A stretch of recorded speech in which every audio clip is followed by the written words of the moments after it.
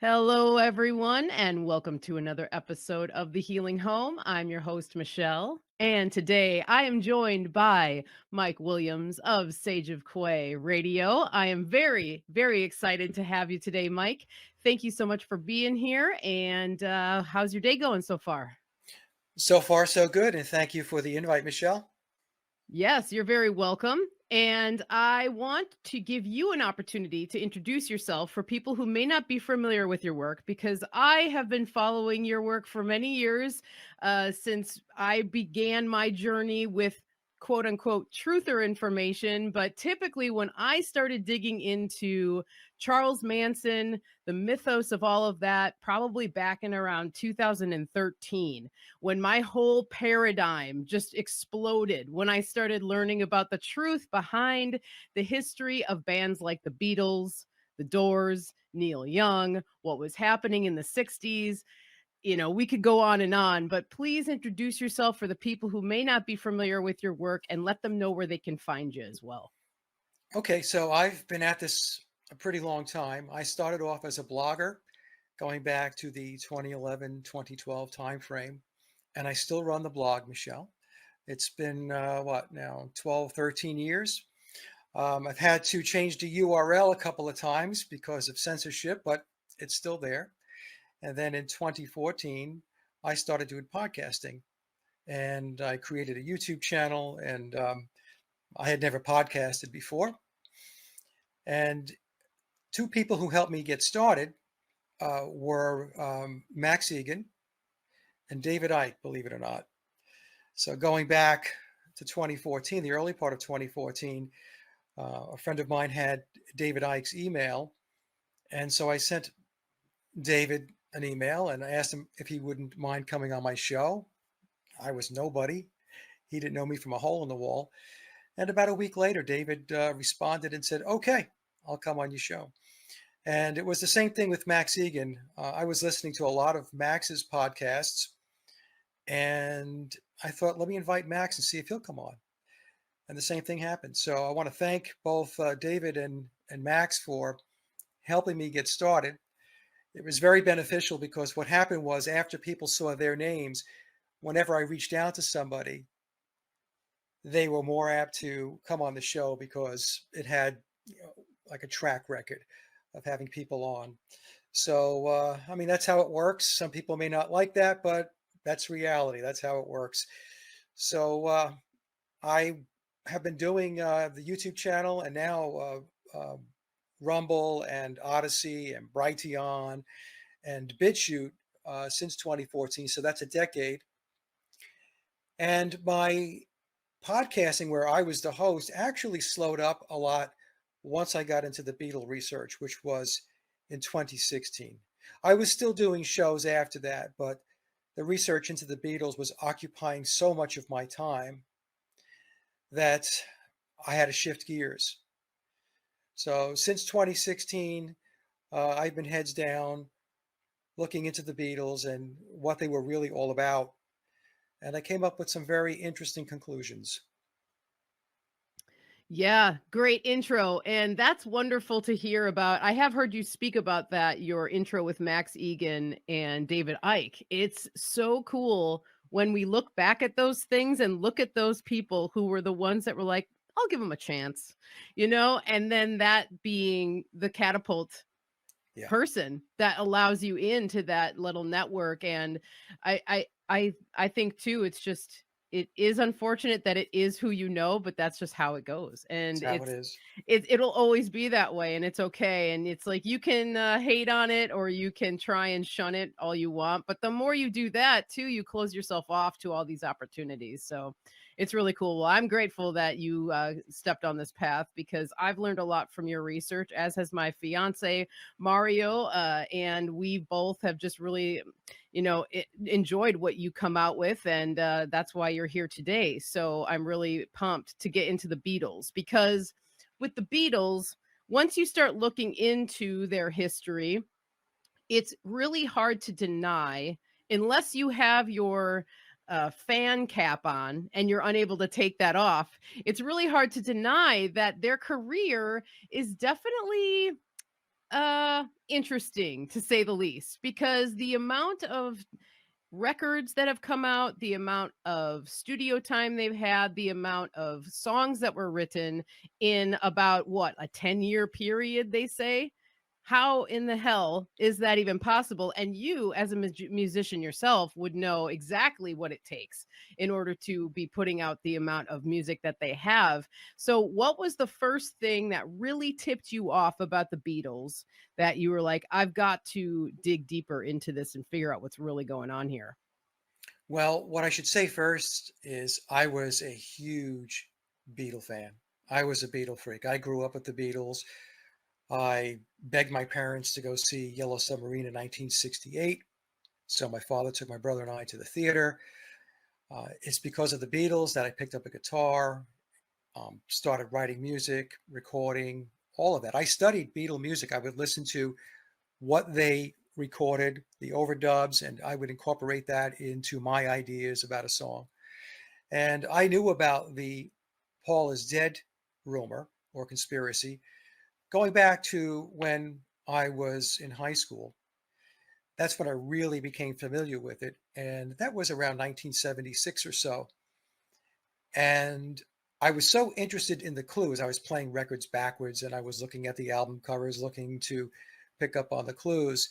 That what I did back on Long Island, my high school was very progressive. And if the students wanted to bring a speaker in or a presenter, you could do that. You had to get it approved and all that stuff. So I thought, well, I'm going to bring my friend Adam's brother in, Doug. And Doug is he was 5 years older than us, but he knew all of the Beatle clues, everything, all the backmasking, all of the album clues. So I asked Doug, would he come in and do a presentation? So he said, yeah. So he came in and I had put all these signs up advertising that we're going to have this Paul is dead clues presentation. And I didn't expect much. I really didn't. And so they set aside a classroom. So, Doug gets there a little early. He sets up. And by the time we're ready to start, it was packed. It was standing room only to listen to Doug present the clues and play the backmasking. So that was my introduction into it. I was really into it at the time. But like most people, I thought that the Paul is dead conspiracy or the rumors was nothing more than a marketing ploy to pump up more record sales. And the Beatles have always been sold to us as these clever, witty guys. And so it was a clever, witty thing that they did. And so for the longest time, I knew about the rumor, but I just said, no, there's no way. So then what happened in 2016, the early part of 2016, I was on Amazon and I was looking for books, and Amazon recommends this book, The Memoirs of Billy Shears, which I knew nothing about. So I click on it and I read a little bit about the book. There's a little bit of a write-up. So I said, okay, well, this looks interesting. Let me take a look. It's about the Paul is dead conspiracy. And so I bought the book and I started reading it. And when I started reading it, I was just blown away because it's a narrative that is 180 degrees apart from the official narrative. So everything that we were told about the Beatles from an official narrative perspective was completely turned on its head. So I'm reading this book and I'm thinking, oh, this is very strange. And the thing that caught my attention was there was so much detail in the book that I thought to myself, the only way this much information and detail can make its way into this book is it has to be written by somebody who is either part of the inner circle or the person that is playing the part of Paul McCartney. And so what I did was I started to break down what was presented in the book, the statements it was making. And I thought, well, let me go off and see if I can debunk what it's telling me in the book. Is it truthful or is it not truthful? So to make a long story short, over the years, I have found that although the book does have threads of fiction in it, it's classified as historical fiction, and it does that for plausible deniability. And that's because the person that's playing Paul McCartney, I refer to him as Billy Shears, he has signed contracts, NDAs, secrecy agreements to play this part. And so he can't completely spill the beans, but what he can do is to put information out there under the guise of historical fiction with plausible deniability, and then leave it up to the intrepid reader how far they want to go with the book. And it's a Masonic book, and what I mean by that is the author or the encoder is Thomas Hugh Harriot. And Tom is a Freemason, and Tom has the book layered. So there's various layers to the book. So what do I mean by that? It means you can just read the book as is, and you're going to get information from it. Then there's a piece of encoding that's called word stacking. So on each page of the book, there are bolded out letters. I should say bolded out words. Once you read those words, more of the story starts to come out. So there are sentences or narratives within the narrative. Then there's another layer that's called the acrostical code. So the acrostical code takes the first letter of every other sentence and forms additional sentences. So now you have more information. In 2018, Tom Hugh Harriot added footnotes. And the footnotes were placed in the book, I was told, because the person who's playing the part of Paul McCartney, Billy Shears, wanted the book to get more traction. He wanted more people to become aware of the book and to also break through some of the encoding or the coyness of the book. So you'll read certain sentences and you'll think to yourself, well, what exactly does that mean? And you'll have to sit and pause for a moment and think about it.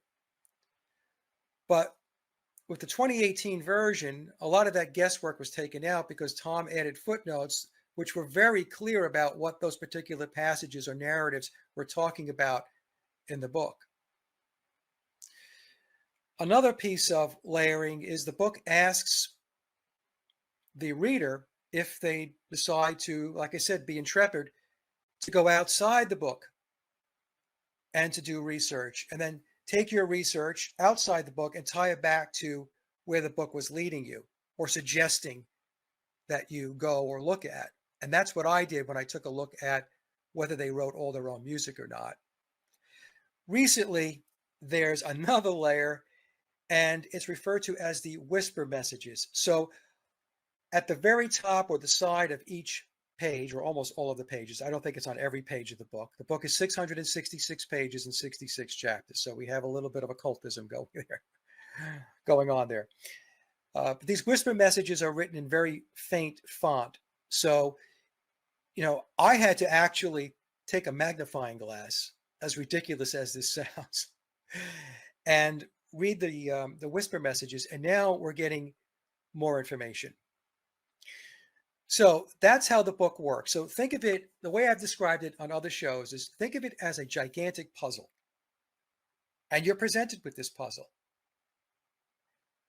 And you put it together. And the more pieces that you're able to fit together, the more you're going to understand that what the book is telling us overall is truthful. There, like I said, there are threads of nonfiction. So part of the process is to figure out, well, which pieces of the book are the fictional aspects of the book versus the nonfiction.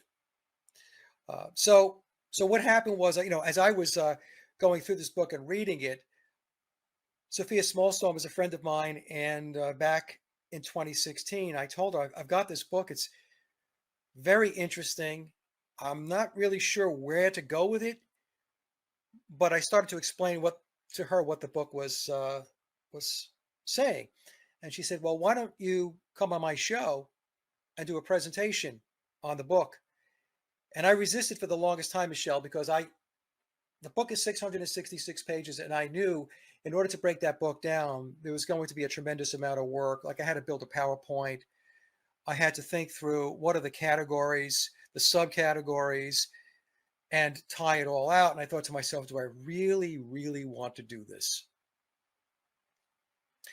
So Sophia was very persistent, as she is. And finally I said, fine, I'll do it. And so I went on her show in September of 2016. And I think we did 2 or 2.5 hours and we presented it. And I really thought that was going to be it.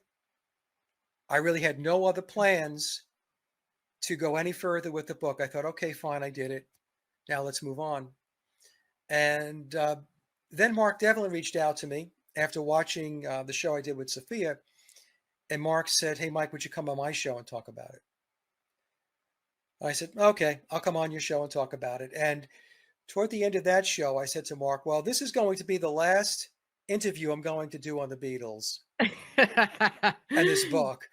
And that's documented. That's kind of etched in stone and famous last words. And, it's just one of those things, Michelle. There's so much to it. There are so many touch points. And it goes deep into the agenda that we're seeing playing out today, which really started in earnest going back into the 1950s, but really in the 1960s with the counterculture. And the thing is, you don't realize that at first. And as I mentioned, when you put more and more of the pieces of the puzzle in place, you start to think to yourself, okay, all right, well, now, this leads back over here. And so then you go take a look over here, and another piece of the story starts to emerge. And so here I am in 2024, 8 years into this, and still talking about it and still looking into it. I did say on a show I did with Billy Watson recently that I think that I may wrap it up maybe next year. Right now, we're in a very early stages, concept phase of a documentary that Jay Widener asked me to help him with on the Beatles' unofficial story. And so I'm working on the outline right now as we speak for that documentary.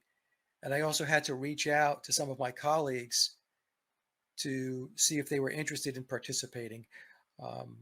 I didn't want the documentary to be me because there are other researchers out there that have done fabulous work. Many of them are colleagues and friends of mine. And I wanted them to present their material as well because I didn't want it to be the Mike show. Because to be the Mike show, well, somebody can just interview me, or I can put a presentation together myself and put it up on my platforms and do it that way. So maybe next year I might ride out into the sunset, but every time I say that, something else pops up. But in any case, that's the background. The book, what happens is you start with the replacement of Paul McCartney. Paul McCartney was swapped out at the end of 1966. There are 3 dates you're going to come across. August, some researchers will say it was August, after their concert at Candlestick Park. The book tells us unequivocally it was September 11th of 1966. That's the date I lean toward because of its occult significance. Others will say that it was November 9th, which is the inverse of September 11th. But I'll go with the book because the book is very emphatic. The date is September 11th. And then what happens is once you figure out that Paul was indeed swapped out, then you start down the path, well, why? Why did that happen? Why was it done in secrecy? And what was the story leading up to September 11th of 1966. See, a lot of what a lot of researchers do, and I'm not knocking them because this is an important piece. It is important to understand that Paul was swapped out, that he was replaced. But to start there and only move forward is only playing half the football field. There's a whole lot that took place before that, as in, why were the Beatles created? Right. How did they come about? What was their purpose? So, and that's the piece I got into. And that's the piece that gets me into a lot of hot water with fans, other researchers, because a lot of researchers, although, like I said, they've done some very good work, they don't want to touch that piece of the story because they still love what I refer to as the Cinderella story. Mm. 4 lads from Liverpool. They connect with Brian Epstein, who's a record store manager, owner, and then he's able to get them a recording contract with EMI under the tutelage of George Martin, and then they go on to unprecedented fame and fortune. I mean, that's a fabulous story. Who doesn't like it? I loved it for the longest time. But as I dug in, that story is exactly that. It's a story. And there's a lot of other information and a lot of other pieces to that puzzle that a lot of people don't know about or pay attention to, or if they hear it, it goes right over their heads because the official narrative is so indoctrinated that anything that cuts across the grain is just set aside. And we have to remember, as of today in 2024, the Beatles' official narrative has been around for 60 years. That's a long time to have something constantly pounded into your head. So anyway, long-winded, but there you go. No, it's beautiful. I love it. I'm here for it, man. And okay, so one of the things that I think about, well, first off, I have to say whisper messages. I've never even heard of that term in a book. Right. So now it makes me think about how many other books out there have these whisper messages in there. And so you can see it with your plain eyes, but it's like wispy and small. Very light font. Very light Wow. font. And Tom put them in the book as another layer. And also, and I'm sure we'll get into this, but there's a very esoteric story behind the Beatles. Very esoteric, which goes over the heads of a lot of people because they don't know anything about the esoteric or mysticism or Right. Aleister Crowley and Thelema. And honestly, that's exactly how the controllers want it. They don't want people to know about this. And we'll get into this as I talk some more. But the Beatles are tied back to cultural Marxism and the Frankfurt School. Yeah. And we'll talk about that. Yes. Wow. Well, hey, okay. So what do you think was presented to the other members when they swapped out Paul for Billy? How do you think that went down? Or were they even unaware? Was it like, what's your opinion on that? Well, they were aware. And I'll take you through my opinion on how it went down. The person that replaced Paul McCartney, Billy Shears, he has the primary contract. There have been doubles and lookalikes, and Billy mentions in the book that there was another person who played the role of Paul McCartney that had a hit. But he doesn't say whether it's a Beatle hit or it's post-Beatles as Paul McCartney, as in the solo career. So I believe, based upon my research, reading the book, taking a look how I believe things would work logically, Billy has been involved in the band for a long time, going back to, I believe, its inception as early as 1962. In the book, he tells us that he was a studio musician, and one of his skills was vocal mimicry. So he would be hired to come in and sing like famous singers. If that particular singer couldn't make the session, maybe they were not feeling well, voice wasn't doing well, they would call Billy in to go do the vocals. So I believe he was part of the equation the whole time. I believe in all likelihood, I think there's a high probability that he was one of the studio musicians that was on the Beatles recordings. Whether he was, he's a horn, a wind, I should say, a wind and keyboard piano player by trade. Okay. Okay. But he's a multi-instrumentalist, so he can obviously play guitar, play bass. And so when George Martin was pulling together the Beatles songs, and then, well, the songs written for the Beatles, and then bring in the studio musicians, I'm convinced that Billy was a constant in those sessions. So whether he was playing in the orchestra, or he was playing some wind instrument, the piano, guitar, bass, or whatever, he was there.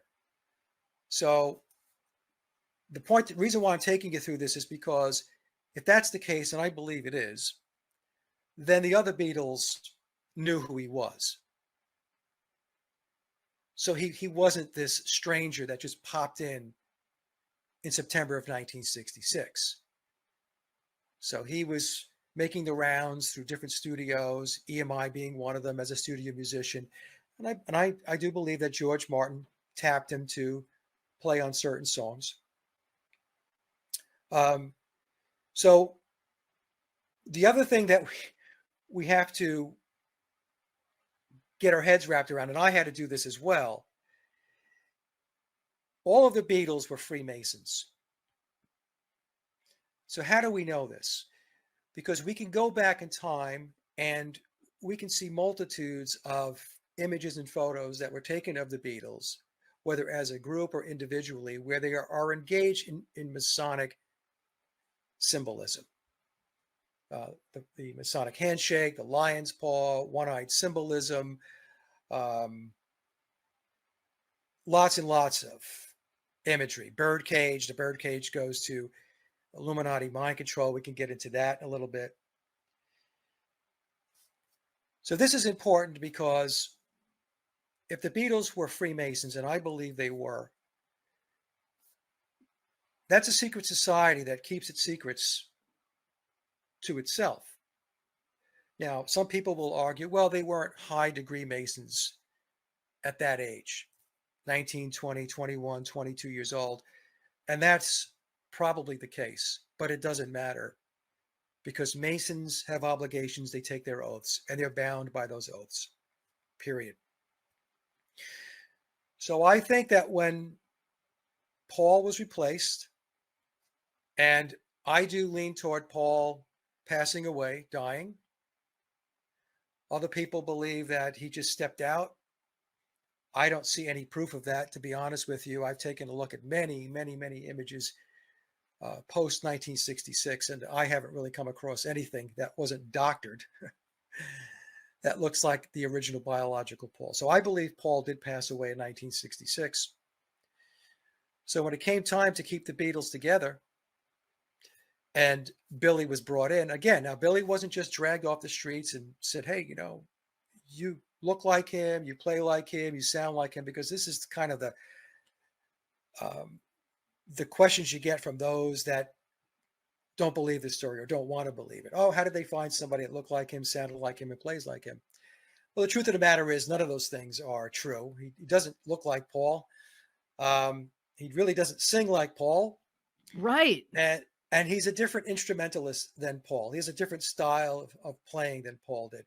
The only reason why people believe that he looks like him, he sounds like him, he plays like him, and all that, it goes back to what I said before. He's been Paul McCartney for 60 years. That's who you're used to seeing. That's who you are used to hearing. And so he's Paul McCartney.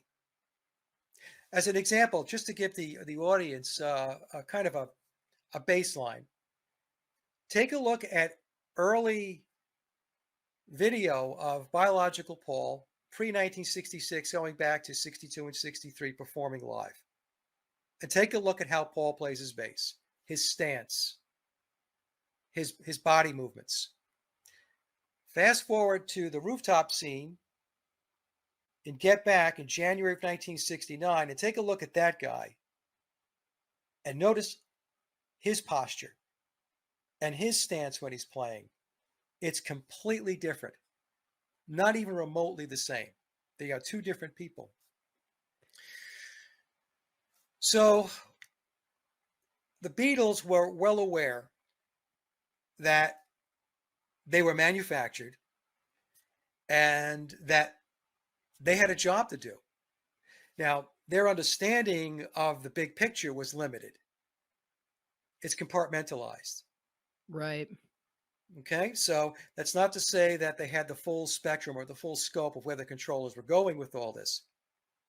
But they knew they had a role, they knew they had a part, they knew they were trained to do this role. And a lot of that training goes back to Hamburg. We'll talk about that if we have time, what Hamburg was all about. So when Paul departed, I'm going to assume there was a discussion that said the show must go on. Right.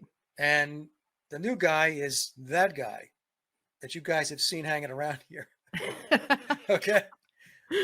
And possibly working with George Martin, even before 1967 and with Sgt. Pepper, because Sgt. Pepper was really the George Martin and Billy Shears show. That was their baby.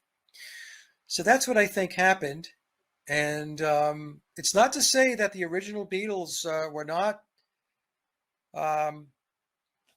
mourning or upset about the fact that Paul died and Paul was replaced. They just couldn't really go anywhere with it. And although there were clues that were dropped by each individual Beatle over the course of time, especially in their solo careers. So John Lennon released a song on the Imagine album, How Do You Sleep? How Do You Sleep is the quintessential Paul is Dead song. And if you read memoirs and then you go listen to John's song, How Do You Sleep? There's direct linkages. The song and the book map. Ringo Starr did a song, Back Off Boogaloo. Now, the book tells us that the Beatles used to call Billy Boogaloo because he liked that genre of music. So when Ringo is singing Back Off Boogaloo, he's singing Back Off Billy. Because Billy, in the book, if people read it, you'll understand that he's very driven. His work ethic is just go, go, go, and he's a perfectionist. This is not something that the other Beatles were, they were not used to working that way. And we'll get into the music in a bit. The Beatles' music from 62 through 66 in particular, I concluded based upon my research, they wrote very little, if any, of that music, which means the songs were written for them, which means George Martin then brought in studio musicians, and we could talk about Rubber Soul, because Rubber Soul, in my opinion, is the silver bullet that really puts the cap on this.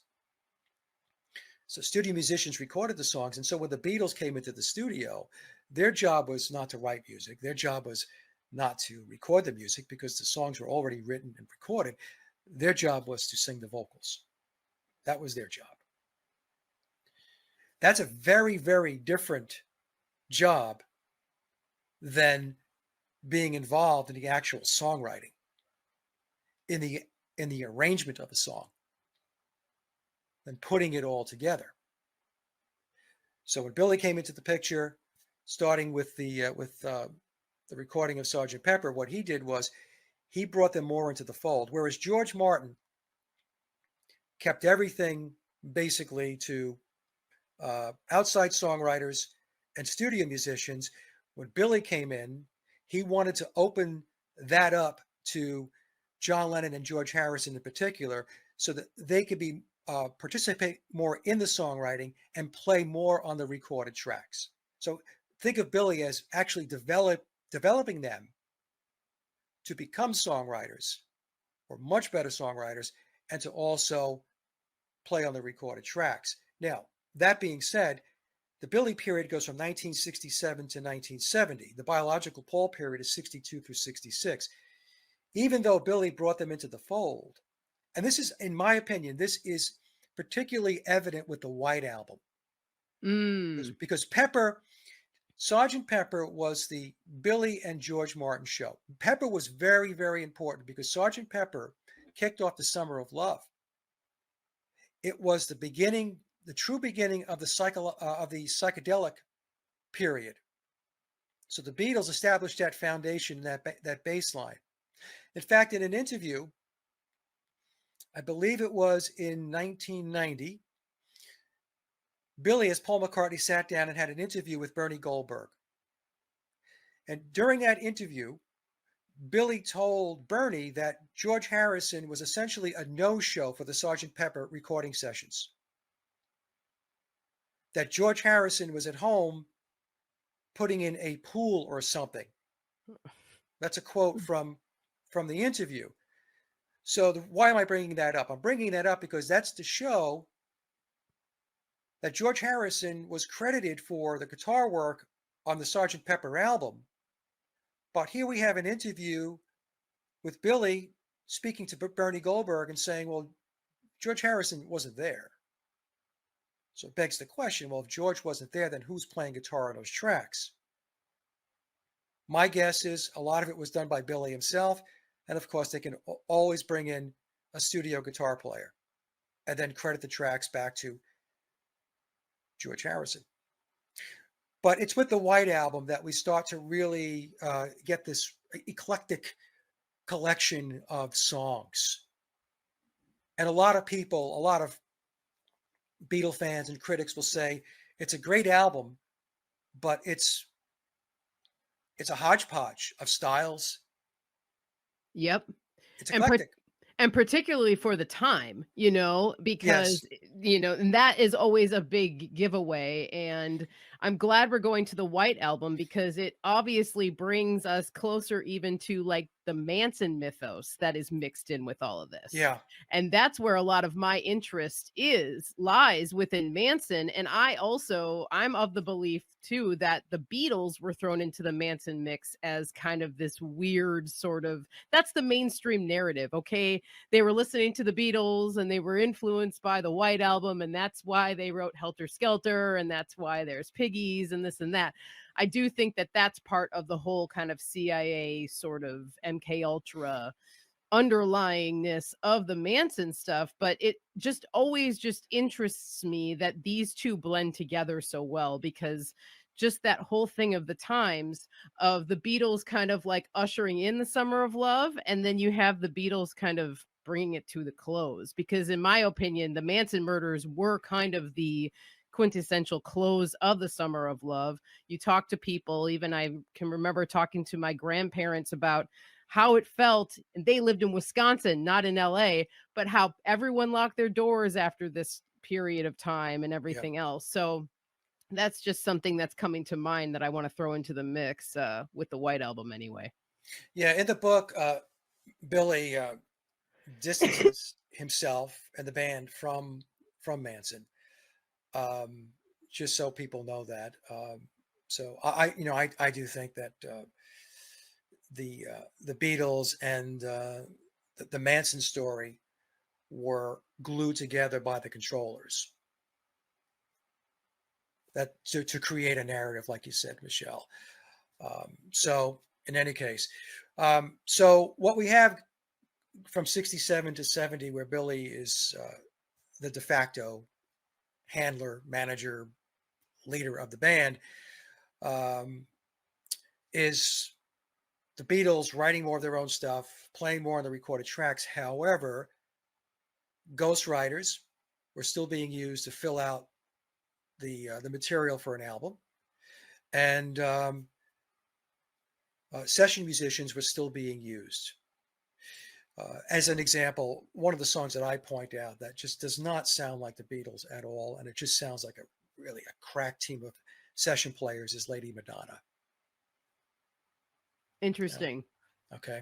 Also on the White Album, we'll talk a bit about Theodor Adorno and the Frankfurt School, but on the White Album, if we listen, another example that I put out there for folks to listen to is to show a song that was, in all likelihood, written by George Harrison and credited to him, and another song that was written for George Harrison and credited to him. Two different things. One he wrote, one he didn't, but the credits go to him. If you listen to the song Long, Long, Long,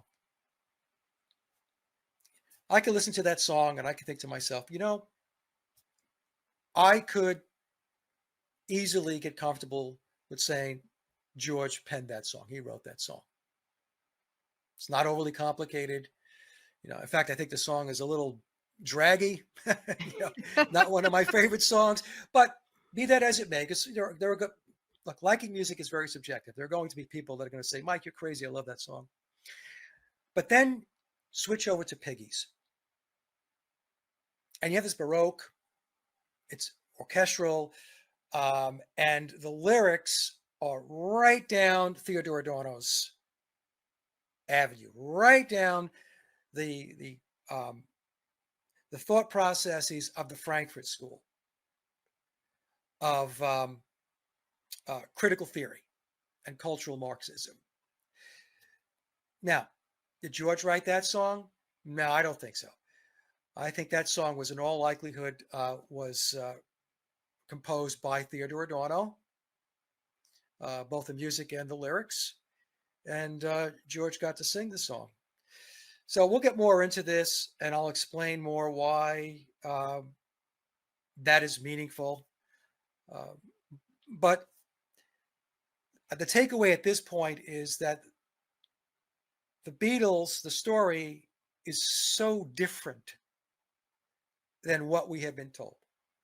Very, very different. Because we were told that they were these brilliant, genius songwriters. They were prolific, great musicians, even though they themselves have never said they were great musicians. That's the interesting thing. That's one of the most interesting pieces of this whole thing.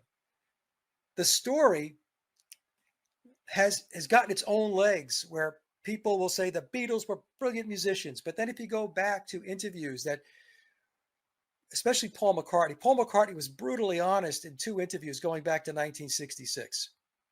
In June of 1966 at the Hilton in Japan, and in a BBC interview that he did with John Lennon at his house on August 5th of 1966, the day that Revolver was released, their seventh studio album. And in those interviews, Paul says, we never claimed to be great musicians. We're limited as a group. At the Hilton, he said, we're adequate. We're adequate musicians. So that's an example of how the band itself was putting the truth out in front of everybody and saying, look, we're not great musicians. We're adequate at best. We're limited. But then the mythos is that they are these spectacular, great musicians, creative geniuses. So there's a lot of stuff like that. We'll get into it, I guess, I hope, when we talk about George Martin and George Martin's impressions of the band when he first met them back in 1962. A lot of George's statements were not very flattering. And these things that George said in interviews, it's out there in the public domain. They're out there. It's not secret stuff, but people disregard it. Anytime it cuts across the grain, it cuts across the official narrative or the Cinderella story. There's like these programs that run that filter that stuff out and says, does not compute. Right. Does not. Danger, Will Robinson. Don't listen to that Mike Williams. You know? Don't listen to George Martin in that interview, right? So there's a lot of stuff like that. We have time, like I said, I'll take you through an article that was written in New Music Express back in 1971, where they interviewed their engineer for their first 6 albums, Norman Smith. The things that Norman said were not very flattering.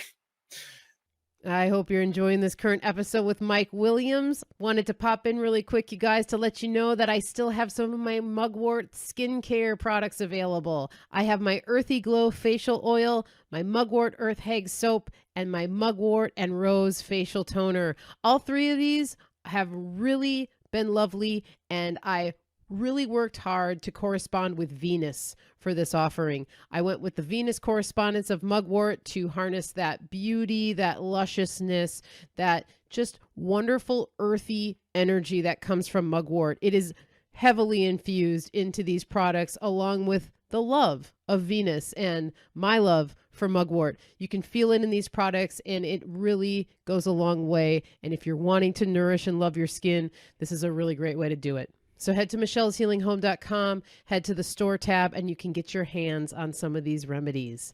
Now, back to the show.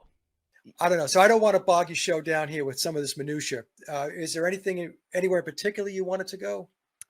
I mean, no, you're not bogging it down at all, really. And so I guess to me, I want to talk a little bit about some of the what are some of the current threads that you're pulling at with this? So you've been researching this for many years. Is there anything right now that is like an updated information that you're coming across, or new conclusions that you're finding about with this information, or what, anything else like that? The information today is, in my opinion, validating my conclusions or my thoughts on what the Beatles were all about. So if we go back in time and we talk about the Frankfurt School, working with Tavistock, Mm-hmm. and before that we had the Fabian Society. So we have this cultural Marxism within the elite mindset that converged, and that convergence took place under Tavistock Institute. Yeah, let's go into this a little bit, because I know a lot of people out there will probably be familiar with Tavistock, or at least they've heard of it. But let's talk a little bit about how big of a role this plays in everything, and not only the Beatles, but let's jump into that side of it. Okay, so the best place to start is to understand that the elite ideology is one that says that they know better, that they need to control humanity, because humanity left to its own devices will fall flat on its face. They refer to us as being profane.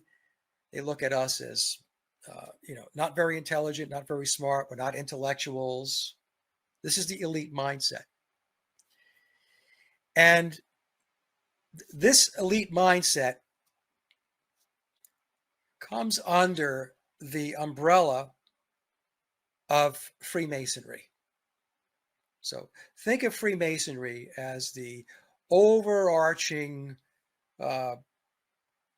entity that underneath it contains a federation of secret societies that all work together. So that means that there's a Jesuit control system, there's obviously a Masonic control system, there's a Rosicrucian control system, there is a Jewish control system, there are Templars from the Knights Templar. They all work in conjunction with each other. And many of them belong to different secret societies as well. So what they have undertaken, and it's been in place for a very, very long time. And by the way, my research has shown me that it goes back to the Egyptian mysteries and the Egyptian mythology of Osiris, Isis, Horus, and Set. It goes back to Babylon, back to the priesthood and the Babylonian mysteries. But it also goes back to other mythologies, such as going back to Greece and Rome. In John Coleman's book, in the Committee of 300, he tells us that the committee, which is comprised of elites, some of them coming from the families of the black nobility, which trace their roots back to ancient Rome, they refer to themselves as the Olympians, the gods. So this is the position that they place themselves. So they have dominion over us. This is how they think. And this is how they operate. This is their ideology. So we have to understand that. So what they're looking to do is to implement a socialist, Marxist world order. So when we talk about the New World Order, the one world government, that's what they're looking to do. And it's pagan based. If you read John Coleman's book on Freemasonry, he tells us that the Masons want nothing to do with Christianity, even though they will play the game that they are accepting of Christianity and the Holy Bible is in their lodge.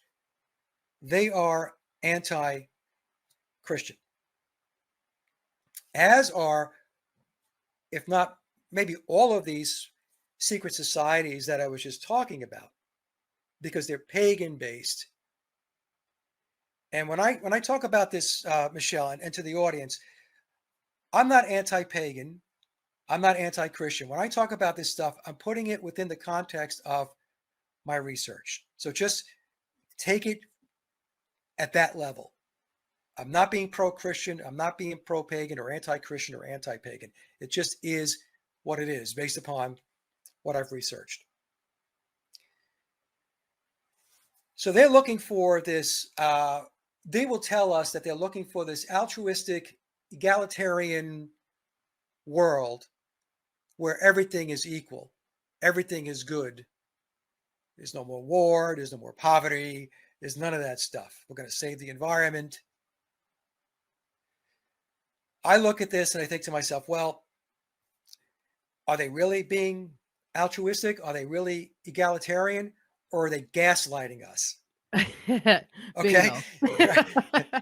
They're gaslighting us, because we have to understand that the very system that they are telling us is of no use is a system that they created. Okay, so they built the mousetrap. And what do I mean by that? So they're responsible for the Industrial Revolution that took place back in England in the 1700s. And then they had the American Industrial Revolution that kicked off in the 1800s. It went through, the war up through around 1940 and 1945.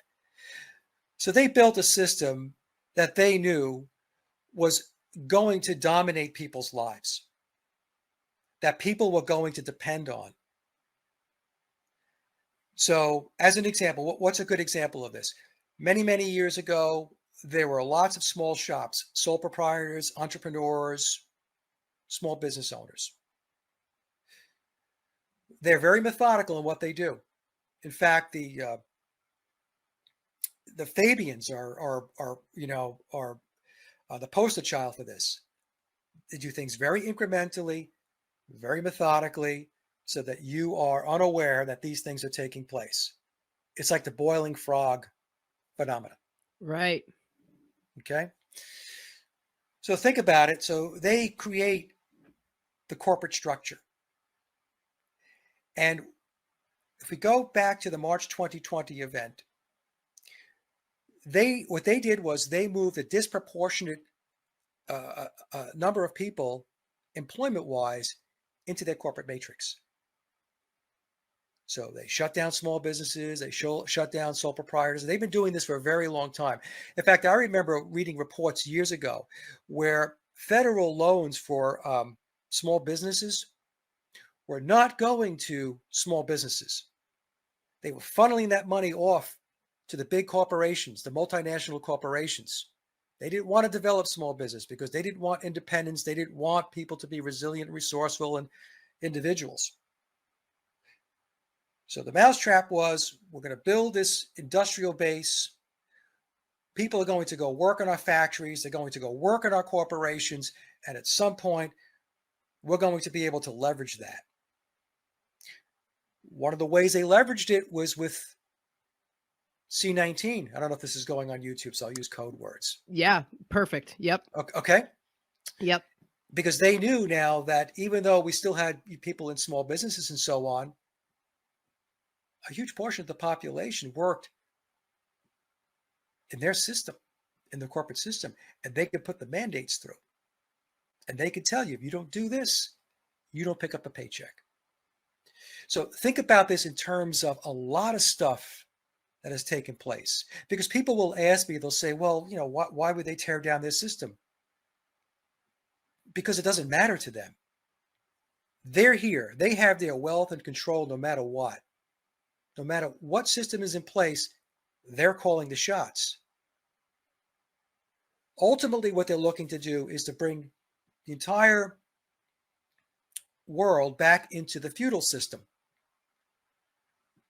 And I've been saying this for a long time. The feudal system never went away. It just got more technically advanced. Mm.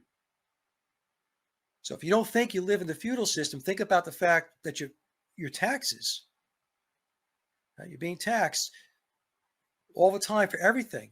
And if you're not getting taxed, well, you're getting surcharges. And there are registration fees. They're always trying to steal your wealth. Always. So if we go back in time, we have the Frankfurt School, and the Frankfurt School engaged in what was called critical theory. And we had Theodor Adorno, Max Horkheimer, Erich Fromm, and Herbert Marcuse. They were the four primary players with the Frankfurt School. And they were looking to implement cultural Marxism. Cultural Marxism is different than Lenin Marxism. Think of Karl Marx as he's the theoretician. Then you have Lenin Marxism, which believed in using force to make change. The Bolsheviks in Russia as an example. And in fact, after World War I, the Bolsheviks were convinced that the workers were going to stand up. I don't know if people remember this, but the old slogan for communism was "Workers unite with the fist." Well, the workers didn't unite, and so they had to go back to the drawing board and figure out what the heck is going on here. This was supposed to ignite, a revolution, and it didn't. So you bring in the Frankfurt School, and their attitude was, you got it all wrong, okay? You can't just go in and use force and violence to make these things happen, because there are going to be repercussions. What you have to do is you have to subvert from within. You have to penetrate their institutions.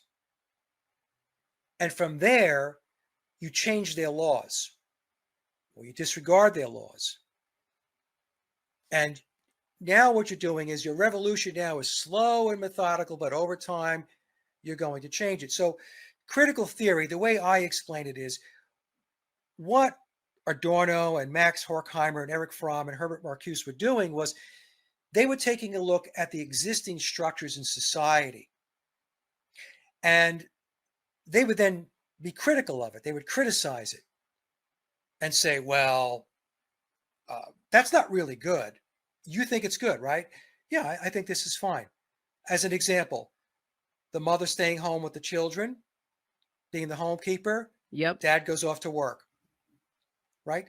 Critical theory would turn around and say, why are you as a woman accepting that role? Don't you understand that's a patriarchal role that has been put upon you? It's been imposed on you. Nothing says that you need to do that. So we need to have women's rights, the women's movement, to pull the woman out of the house, out of the home, away from the children, into careers.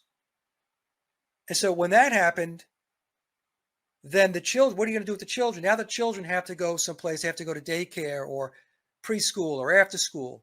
In other words, they become wards of the state in a way. So that, when I look at critical theory, those were the types of things that they were doing.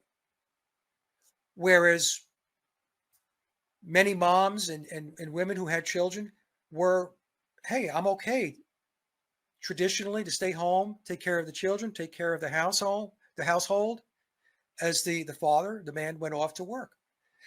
A big thing with the Frankfurt School was they were always dumping on the male, the masculine aspect of society. They called it the patriarchy. Oh, do away with the patriarchy. The world would be a better place if it was more feminine. Now, I'm not saying that, the matriarchal aspects of a woman doesn't have, obviously, good character traits and things that we could bring in, and that would make the world a better place.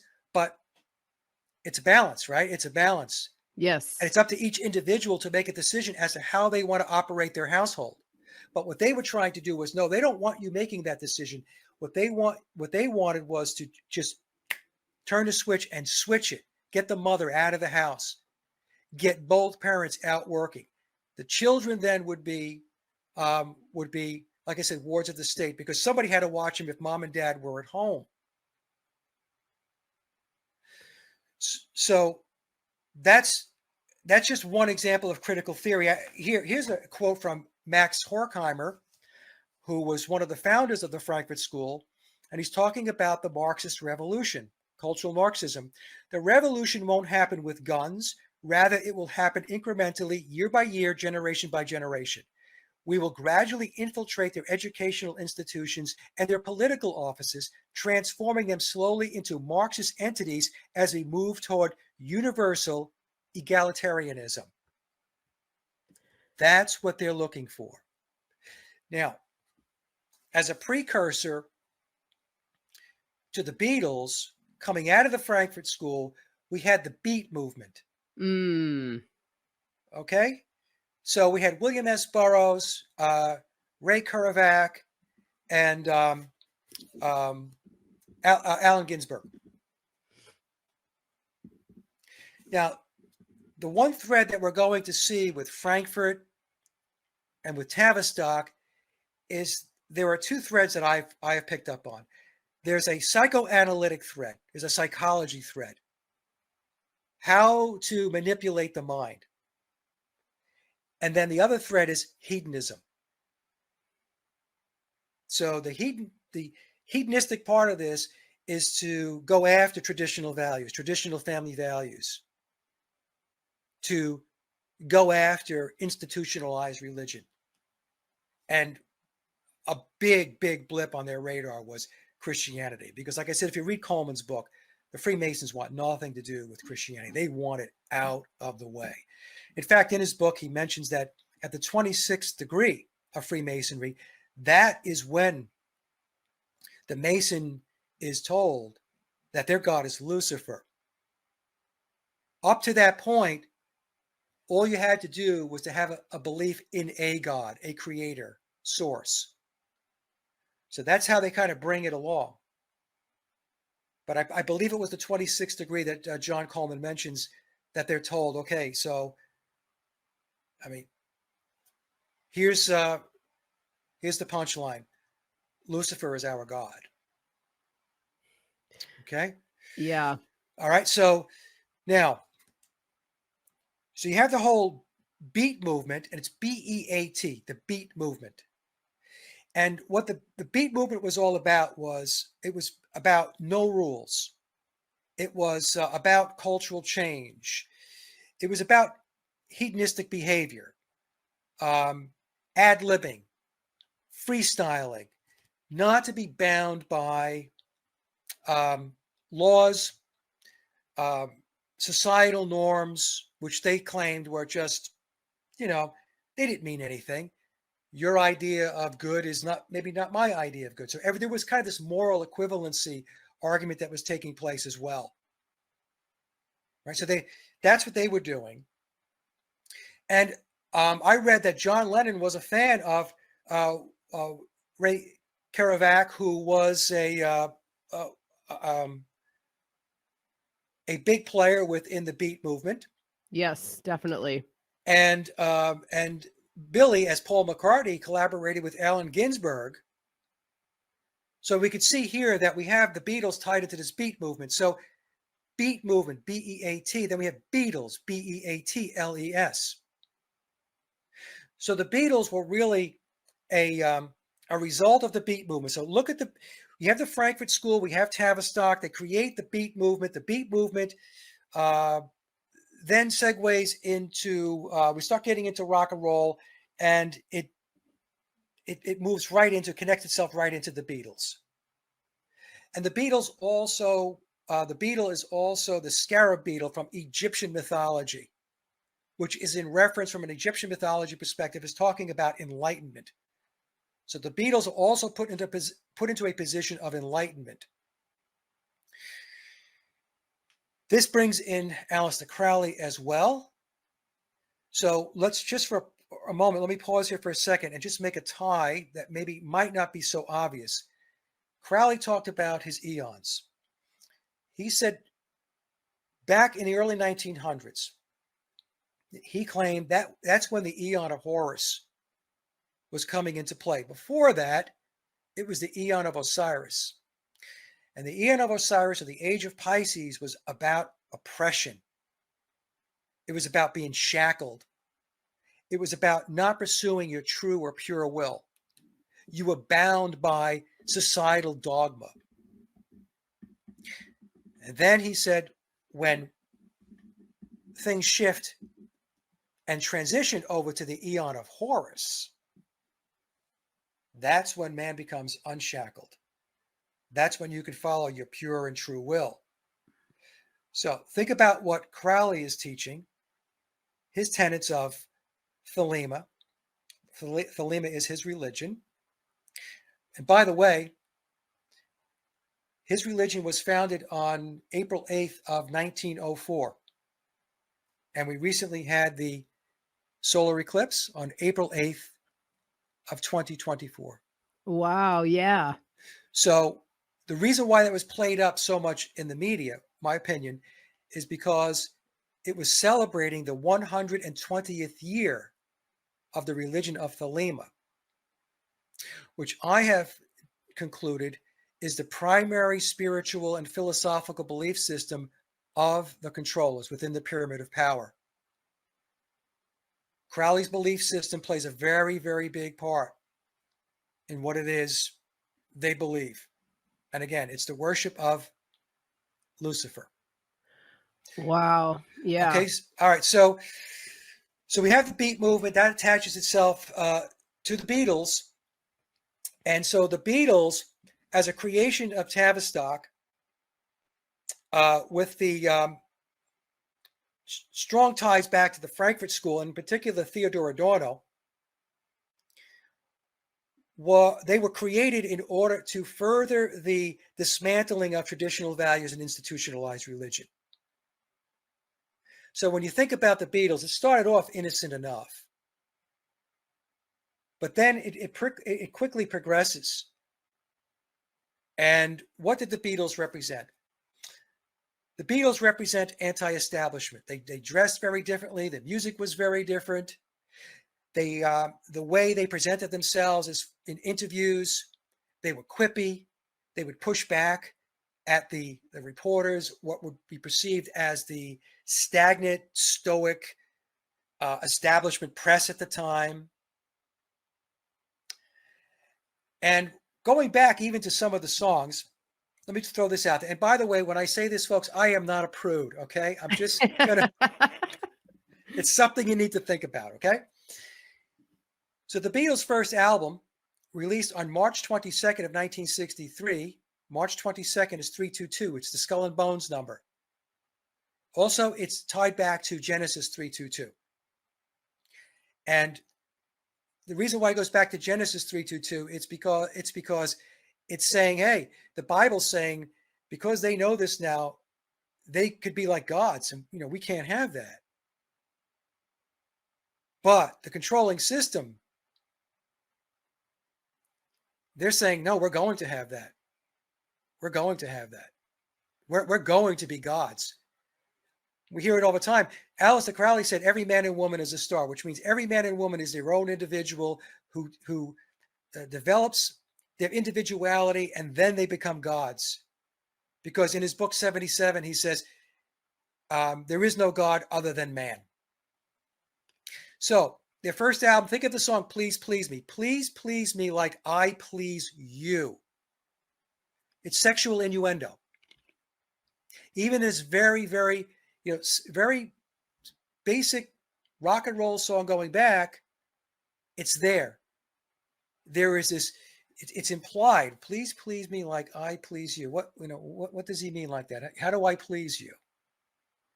Well, there's many ways to please somebody, but there are ways to please somebody, right? Also, think of the song, I Saw Her Standing There. She was just 17, if you know what I mean. Yep. Yeah, I'm so glad you brought this up, because one of the things I did leading up to our chat right now was I just started going through Paul McCartney interviews, right? He has an interview on GQ magazine, whatever, it's on YouTube. And he brings up that song and he goes, oh yeah, this was the original lyric was whatever it is. And, whatever he says it was, but she was just 17, if you know what I mean. And he said, but you guys probably don't know what I mean. And so that's the general perception of these people, obviously in power, that people don't understand what you mean, but we do. And that's kind of the thing that's continuously been hitting me as we've been talking, is this underlying sexual innuendo through all of the programs that we see. And now we see all this gender bending, which has been pushed on everybody. That was, implied since the Beats, all of this stuff. You know what I mean? There's so much underlying just gender bending, and it's crazy when you look at it like that. Sexual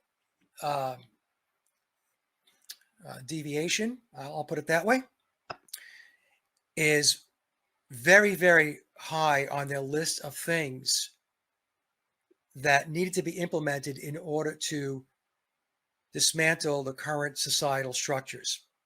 Here, this is Eric Fromm, is from the Frankfurt School. He said he was an active advocate of the matriarchal theory. In other words, get the man out of the way, get the masculine out of the way. Masculinity and femininity, he claimed, were not reflections of essential sexual differences, as the Romantics had thought, but were derived instead from differences in life functions, which were in part socially determined. Okay, wow. So what he's saying is gender is irrelevant. You only pay attention to your gender because societal norms and traditions make you aware of them. It's really, let me just see if I have something here, Michelle. I think I have a rundown of their list of, here it is, a list of what they were going after and looking to impose into society in order to break it apart. The creation of racial differences, a racial divide. Check mark, right? Yep. Continual change to create confusion. The teaching of sex and homosexuality to children.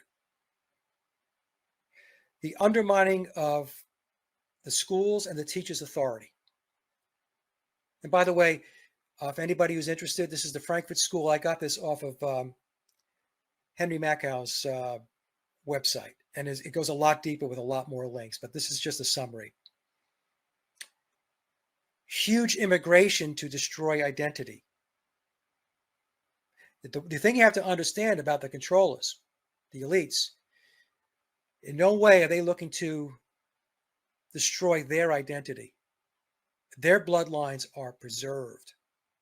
So in their minds, breaking all this down, look at it as in their minds they're thinking, we're going to dilute all of this. So there won't be any affinity towards your ancestral heritage or traditions. Bingo. Your traditions and your heritage is going to be associated with pop culture. Pop culture is the result of the Frankfurt School and Tavistock. That's the culture you have today. They created that. That's the culture that most people embrace, and that's the culture that most people live in and abide by. The promotion of excessive drinking, the emptying of churches, an unreliable legal system with bias against the victims of a crime, creating dependency on the state or state benefits, dumbing down people through the media, and encouraging the breakdown of the family. Yep, and here we are. and here we are. So that was the long road, a long and winding road to get to your question about what do you see today, what's going on coming out of the work. Well, in order to see what you see today coming out of the work, you have to understand the blueprint.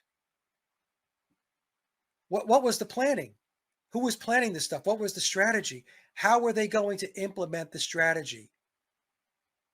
And so the music and entertainment business is a huge tool in the toolbox of the controllers.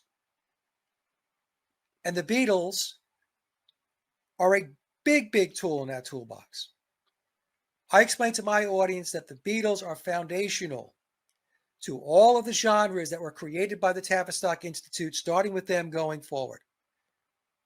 Each genre of music, punk, glam, metal, hard rock, techno, rap, hip hop, all of that is created in order to address the next grouping, segment, or generation of people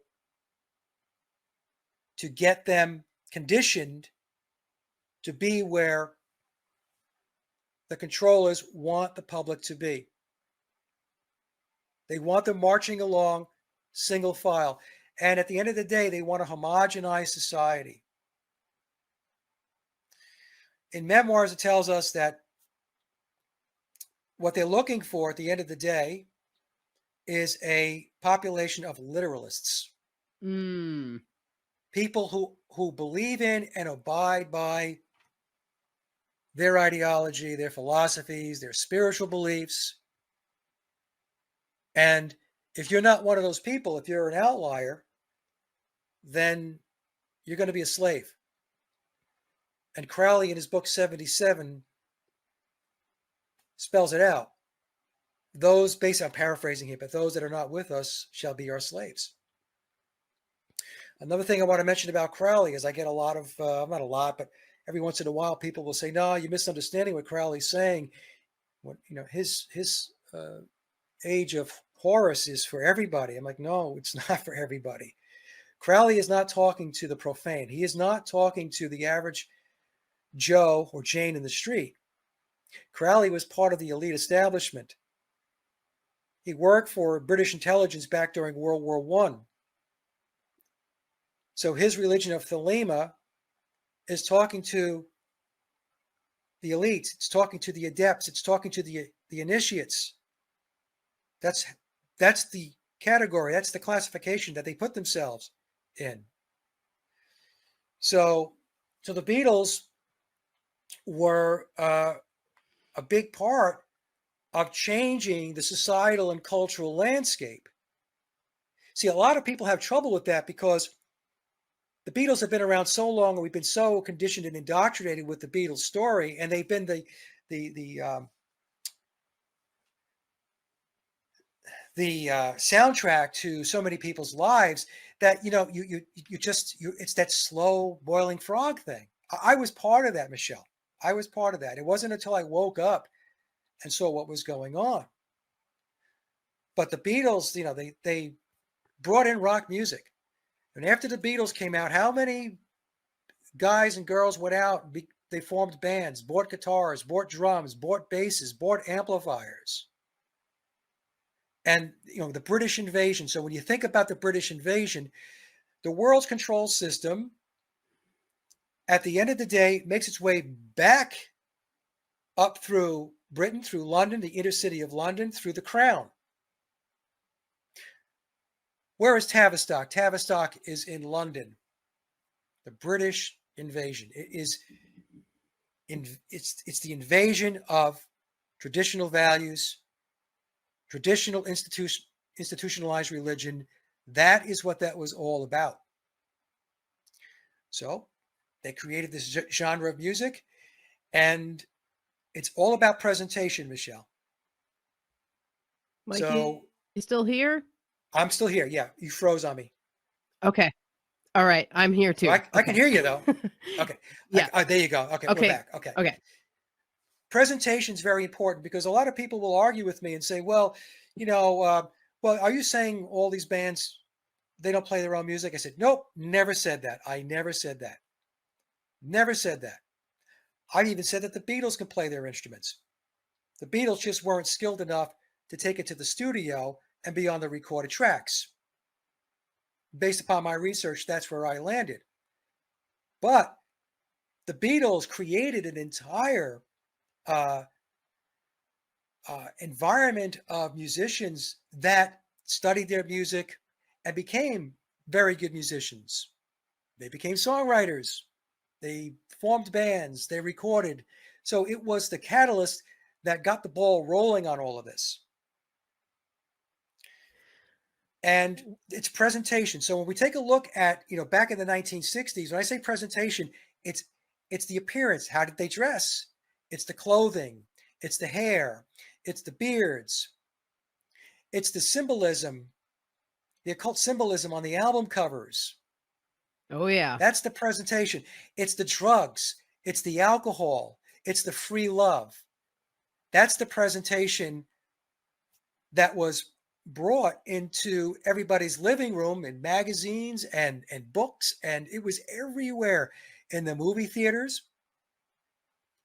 That was to shape people. That was to break down the current system, the paradigms of the current social and cultural systems, and to get things going. And the Beatles were instrumental in that. And like I said earlier in the show, they brought in the psychedelic era with Sgt. Pepper and The Summer of Love. And by the way, Billy, who plays the part of Paul McCartney, along with John Phillips, was behind the Monterey Pop Festival, where the local police were told to stand down as the CIA handed out LSD to those who attended the festival. And why? Because they were experimenting. They wanted to see what would happen. So, and also, I know I'm going on a lot here, but a lot of people will say to me, well, drugs make you more creative. That's wrong. You have bought into the indoctrination, the propaganda. Right. If drugs were good for your creativity, then why have so many bands that got sucked into the black hole of drugs and alcohol decide to come clean? Why did they pull themselves out of that ditch if that all of that is supposed to make you more creative? That's a fallacy that you have been brainwashed to believe. In fact, in the book, Billy tells us that at his recording sessions, there is no drugs. Musicians that show up, they're clean because they have to have their faculties to make sure that the recording comes off well. So in any case. That's a great point, actually, the whole drug thing, because ultimately, I mean, it's really just a distraction from self. And that's what all of this is. It's literally a distraction from ourselves, from our sacred center, taking us away from knowing our own innate power, which is what, in my opinion, what the controllers really want us to stay away from is understanding actually how powerful we really are. And that's right. And drugs, alcohol, all these vices that we have at our disposal now definitely take our power away as well, because it takes you, it removes your sense of self. Obviously, it makes you more suggestible. It allows you to be more relaxed with things you shouldn't be relaxed with. And one of the things before we start really wrapping up here, that I wanted to bring to you and see if you are interested in, not interested in, if you've heard of the comedy scene that's going on in Austin, Texas right now. If you No. know anything about, well, we are pretty big comedy fans, and we watch it from the aspect of like knowing that this gets kind of like our distraction, I would call it. Yeah. But basically, going on right now in Austin, Texas, is a huge exodus of comedians who have been moving from LA or all different parts of the United States, typically New York, LA. There's this huge exodus into Austin, Texas that's been going on since C19, basically. And Joe Rogan was the first one to actually initiate this. So Joe Rogan moved his show and his studio from LA to Austin. And now it is just one other, all these comedians, it's all happening in Austin, Texas. And we've been talking about it in the sense of that it's a lot like what happened in the 60s in San Francisco and in Laurel Canyon. There's this huge hub going on. And to me, it speaks to a lot of the same themes that we're talking about today, just the degenerate nature of it, late night, lots of alcohol, lots of Yeah. drugs, lots of sex.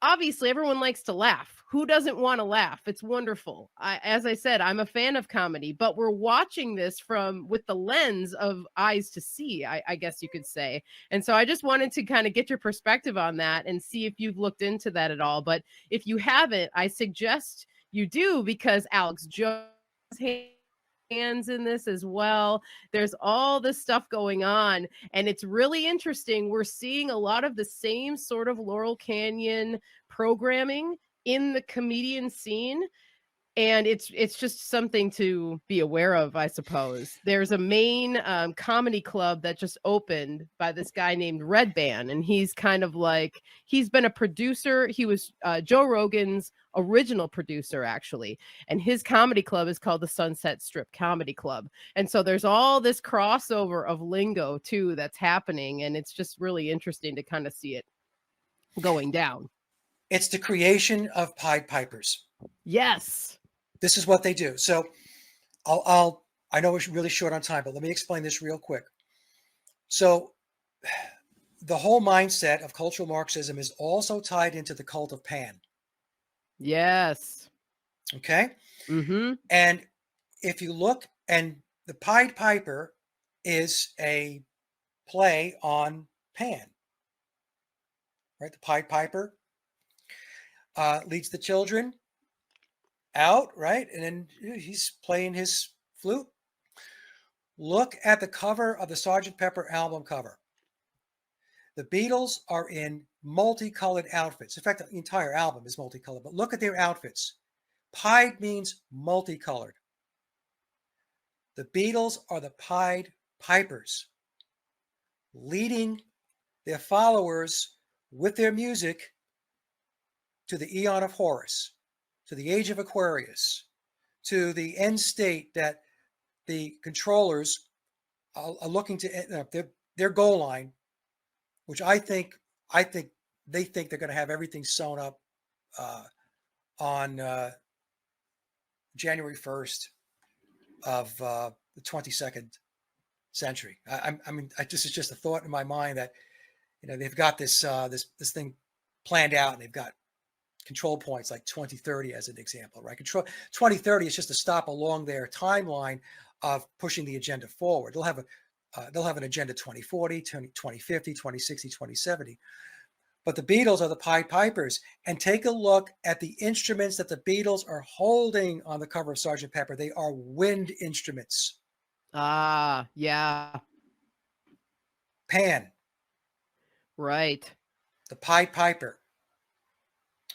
So, and I mean, I could get into Pan too, but I know we're short on time. So that's a lot of what's going on behind the scenes that the Beatles are a part of. It's important to understand that the Beatles are are part of a much larger picture, although they play a very significant role in that agenda.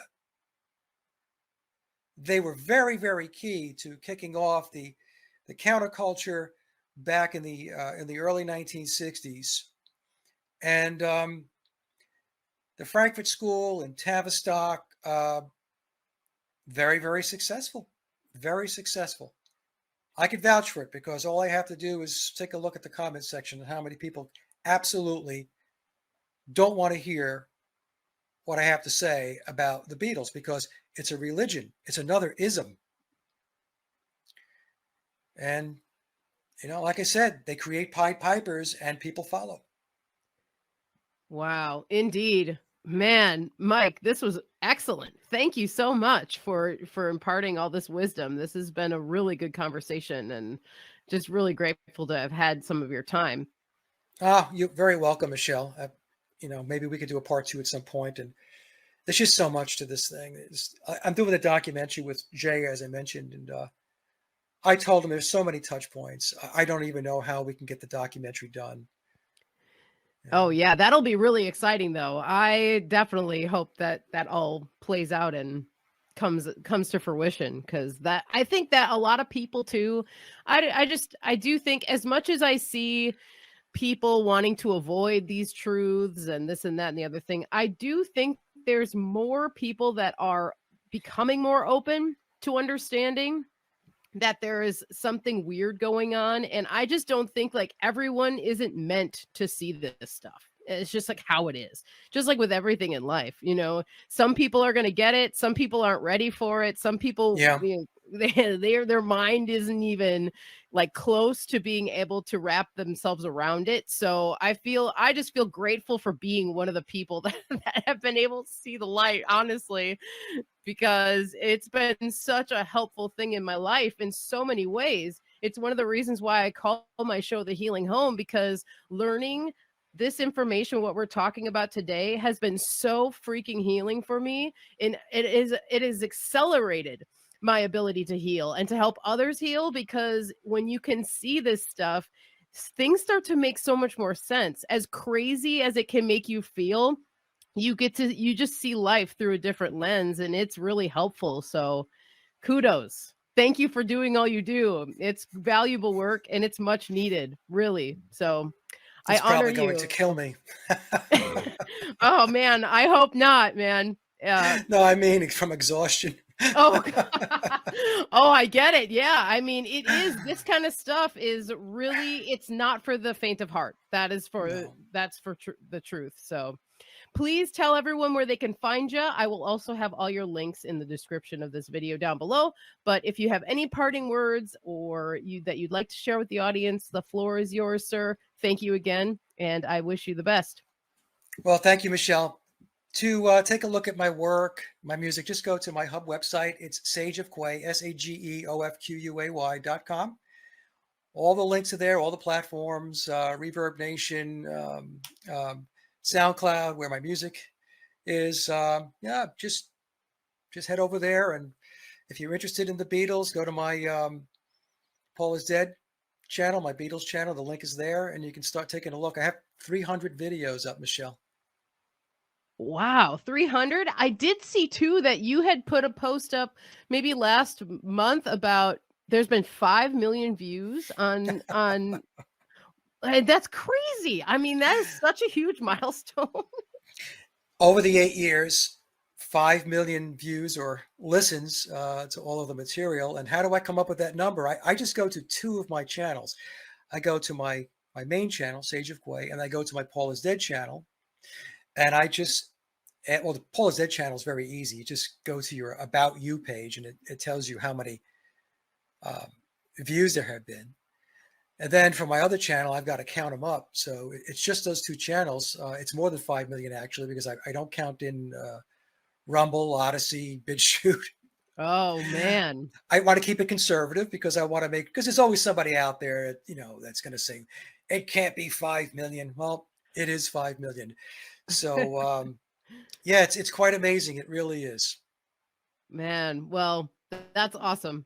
Glad to see it. Glad to hear it. And I would love to have you back for a part 2 at some point. So we can talk about that at some other time. But until next time, thank you everyone for being here with us, and enjoy the rest of your day, Mike.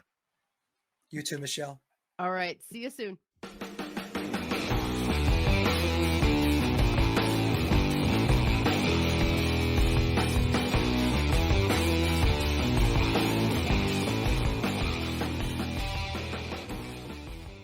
So what brought you to this research? Let's do a little backstory on it. Well, I was a big Beatle freak ever since I was a little kid. I've told this story a number of times, going back to 1968 when the Beatles came out with Yellow Submarine. I was well aware of the Beatles by that time. I was born in '59, so I was 9 years old when the movie came out, and I just bugged my parents to take me to the theater to see the film.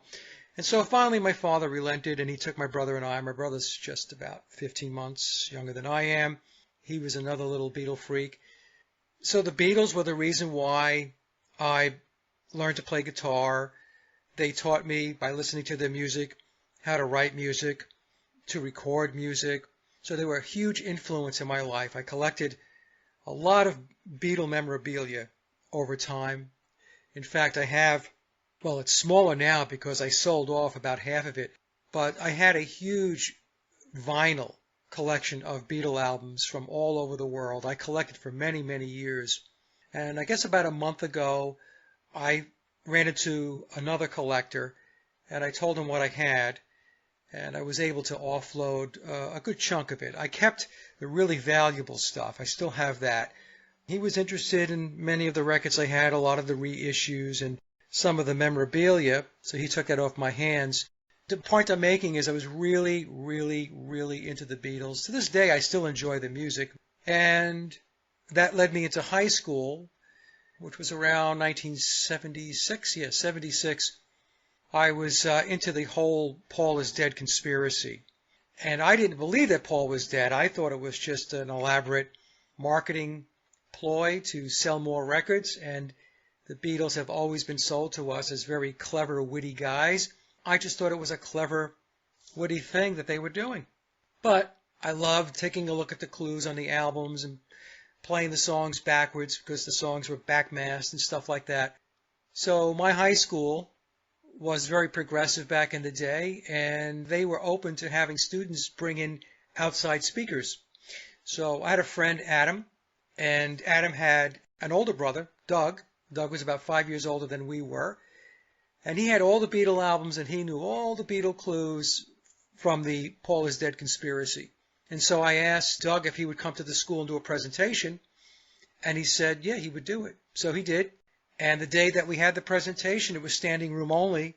And that was really when I really got into the Paul is Dead conspiracy. And like I said, I didn't believe that Paul was actually dead. I thought it was just a marketing gimmick. But then what happened was I was chugging along, still loving the Beatles. And then in 2016, I bought the book, The Memoirs of Billy Shears. And I bought it on a lark. I was on Amazon, and Amazon came up with recommendations and said, hey, we think you might like this book based upon other stuff that you've looked at and bought, which was Beatles stuff. And so I bought the book in 2016, and I started reading it. And when I started reading it, I couldn't believe what I was reading, because the story that's told in the Memoirs of Billy Shears is very, very different. So it presented a completely different backstory and narrative around the Beatles. That led me to taking a look at the book, breaking it down, decoding it, and figuring out whether the book was truthful or not. And to make a long story short, I've been at this now for 8 years, 2016 to 2024, and based upon my work, I concluded that the book is truthful. There are threads of fiction in the book. It's classified as historical fiction, and the reason for that is for reasons of plausible deniability, because the person behind the book, Billy Shears, the guy who's playing the part of Paul McCartney, and has been since late 1966, I believe it was September 11th of 66, that's what we're told in the book. So for almost 60 years, He's the person playing the part, and the book is written in the first person, so it's Billy speaking to us. It's Billy telling the story. The one thing, actually a big thing, that caught my attention with memoirs is the amount of detail in the book. There was so much detail that I thought to myself, this can only come from somebody that is either in the inner circle or is the person that's playing the role of Paul McCartney. And the book is authored by Thomas E.U. Harriot, but Tom is really the encoder.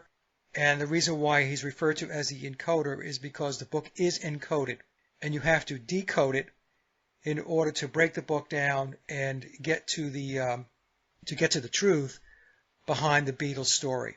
So that's where we are today, and I've been at it for, like I said, for 8 years, getting into various aspects of the Beatles' unofficial story. And probably what I'll be known for, out of all the work that I've done, is questioning whether the Beatles wrote all their own music and played on all of their recorded tracks. So I think that has us up to date, Julia. Well, great. Who has the hand up the puppet that we call the Beatles? That could be a very lengthy answer. So we have to go back to organizations like the Frankfurt School out of Frankfurt, Germany. The Beatles were a creation of Tavistock. Now, this is told to us in memoirs, but it's also told to us in a book that came out in the early 1990s by Dr. John Coleman, titled The Committee of 300. So the book that Coleman wrote is not about the Beatles. It's about the control system that's in place and who's behind the curtain. And so Coleman spends a lot of time talking about the Committee of 300 and Tavistock. Tavistock reports into the committee. If you go back to the Frankfurt School, we're talking about cultural Marxism. The overall system from a secret society perspective comes under the umbrella of Freemasonry. But underneath Freemasonry, there are many other secret societies. It's a federation of secret societies. So you've got the Masons, you've got the Jesuits, you have the Rosicrucians, you have the Pilgrim Society, you have the Templars. And if you read another book that John Coleman wrote on Tavistock, and his book on Freemasonry is a very good book on Freemasonry, what you'll start to understand is the Masons are all about a completely different societal and cultural construct. Their concept, their idea of what this world is going to look like, and I say the world, not just the United States, is going to be, and we can already see it today, is very different than what it was when I was a kid. The amount of change that they're looking to implement is going to be even more drastic if they have their way as we march forward. So within Freemasonry, it's a pagan-based spiritual belief system. It goes back to the Egyptian mysteries. It goes back to Babylon, to the Babylonian priesthood. So what this means is that they are looking to implement, like I mentioned, a different system. And that different system means that they have to unravel and dismantle the current system. So what was the current system when this really got kicked off? Let's pick a date or a year, 1960. It was going on before that, but we'll look at 1960 because that's when the counterculture really got kicked into high gear. They're looking to dismantle the traditional values, the traditional family structure, traditional institutionalized religion, and in particular, Christianity. So if you read John Coleman's book on Freemasonry, what he tells you is that the Freemasons absolutely despise Christianity. Even though they will deny it, they despise it. So it's got to be removed. And the reason why it's got to be removed is not because they just despise it. It's because it's in the way of where they're going. Their God is Lucifer. And John Coleman explains, I think it's by the 26th degree in Freemasonry, and we're talking about the 33 degrees of the Scottish Rite of Freemasonry. At the 26th degree, for those who make it to that degree, that is when it's revealed to them that their God is Lucifer. Before that, from the first degree through the 25th, all that matters is that the Mason has a belief in a God, a higher power, a creator, a source. Doesn't matter. It could be the Christian God, it could be Allah, and so on. So they're brought along very incrementally and very methodically. And of course, there's a lot of fallout. A lot of the Freemasons really never get past the 4th degree. So we talk about the Blue Lodges all the time. The Blue Lodges are the first 3 degrees. So what the system looks to do is to identify those Masons who are intrepid, those that they believe will push their agenda forward. And they're bound by their oaths. And they refer to their oaths as obligations. And they take their oaths and their obligations very, very seriously. And if a Mason breaches those oaths, the repercussions, the consequences can be severe. Now, what does severe mean? Well, it could mean that they are completely excommunicated. And if you ever had an opportunity to read some of their oaths, it could be something a lot worse, like death. And we have to understand that these secret societies, they trump the laws of the land or of your country. So their oaths and their obligations are, like I said, are very, very serious. It's serious business for them. So the ideology that encompasses what the world order, the New World Order, is trying to do has to do with Marxism. So if we go back to, as I mentioned before, the Frankfurt School, the primary members were Theodor Adorno, Max Horkheimer, Erich Fromm, and Herbert Marcuse. And cultural Marxism looks to dismantle the system of society and culture that we have today. If you go back to Karl Marx, think of him as a theoretician, and then we had Lenin, and the approach back in the day was to put Marxism or communism in place using force. That didn't work out too well. They tried that going back to the Russian Revolution, where the Bolsheviks came in. That was successful, but it was brutal. It was brutally done. When that happened, the Bolsheviks, the communists, were hoping that what would happen is that the workers throughout the world were going to rise up, and that was what was going to implement Marxism across the world, worldwide Marxism or communism, and that didn't happen. So enter groups like the Frankfurt School, which was a think tank out of the University of Frankfurt, Germany, and their approach was, hey, this method of using force and violence is not going to work. The way you're going to be able to implement worldwide Marxism is you have to subvert from within. So in order to dismantle the existing structures of society and culture, you have to penetrate them from within and then begin to dismantle it. They knew that it would take a long time to do this. They knew it would be a very methodical and incremental process. In fact, another organization that is closely tied to the Frankfurt School and part of the whole New World Order, one world government structure is the Fabian Society. And the Fabian Society, their logo displays a wolf in sheep's clothing. And the Fabian Society is very, very upfront about how they go about their business, which is incrementally and methodically. So if we go back to, as an example, go back to the Frankfurt School, because they're the ones that I believe play most significantly into the Beatles. So one of their leaders is a guy named Max Horkheimer, who I named before. And here's a quote from Max Horkheimer. The revolution won't happen with guns. So he's talking about the revolution of bringing in cultural Marxism, to bring in communism worldwide. It won't happen with guns. Rather, it will happen incrementally, year by year, generation by generation. We will gradually infiltrate their educational institutions and their political offices, transforming them slowly into Marxist entities as we move towards universal egalitarianism. So they talk a lot about egalitarianism. They come across sounding very altruistic, but I believe that's gaslighting. One of their approaches is to tell people, the masses, what they want to hear. In other words, they'll just lie to them to placate them. And while the lie is in place and they're placating the population, they go about their business in a subversive way to start making the changes that they feel they need to make. So if we take a look at some of the high-level approaches that the Frankfurt School has put in play, their strategy, they very much wanted to create racial divides, to create change by creating confusion. So think about this as I go through these. There's about 11 of them. let the audience think in terms of today. What's going on today? Do we have racial divides? We certainly do. Is there a lot of confusion? Yes, there is.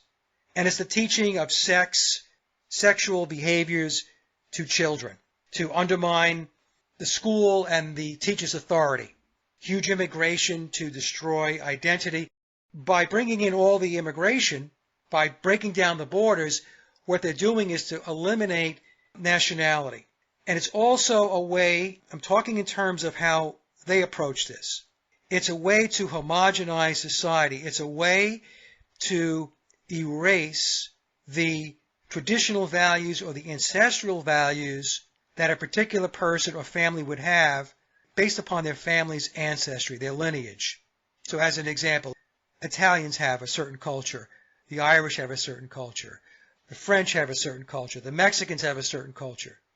Well, they don't want that. They don't want individual culture. What they want to do is they want to homogenize it and have everybody believe and operate within a culture, one culture. And that's called pop culture.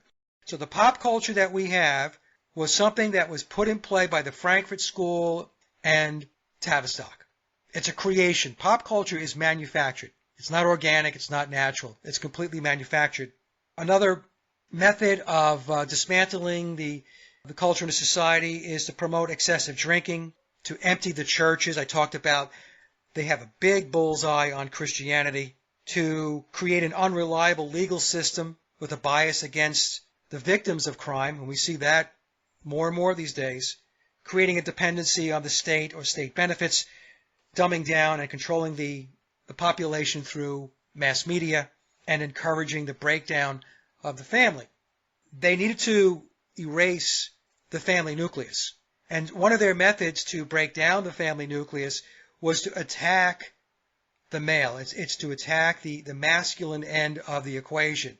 So they went off and said that the current system is patriarchal, and a patriarchal system is bad. We need more feminine energy. It needs to be more women-based, because that will bring a softer approach to society. Now, a lot of people are listening to this, and they're probably thinking, well, I think that might be true. But the reason why they did it was so that they can get rid of the masculine input into society, into the family, where the male role was more oriented toward security and defending the family. To them, that was a barrier. They didn't want strong males because they knew if they had a strong male population with strong family values, that they couldn't push their Marxism over the goal line. Another aspect of that would be the women's movement.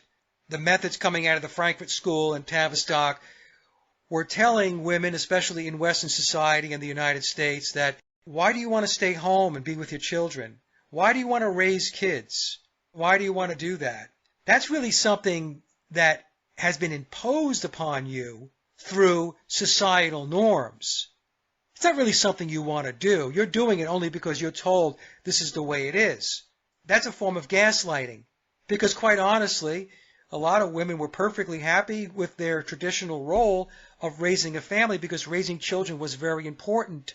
So they introduced this dialectic into the equation, and we have this whole shift where women left the household, they went into the workforce, the father was also working, and now the children, well, who's going to take care of them? So that's when we started getting daycare, preschool, after school. So the children, in a way, become wards of the state. So the children have less face time or interacting with their biological parents.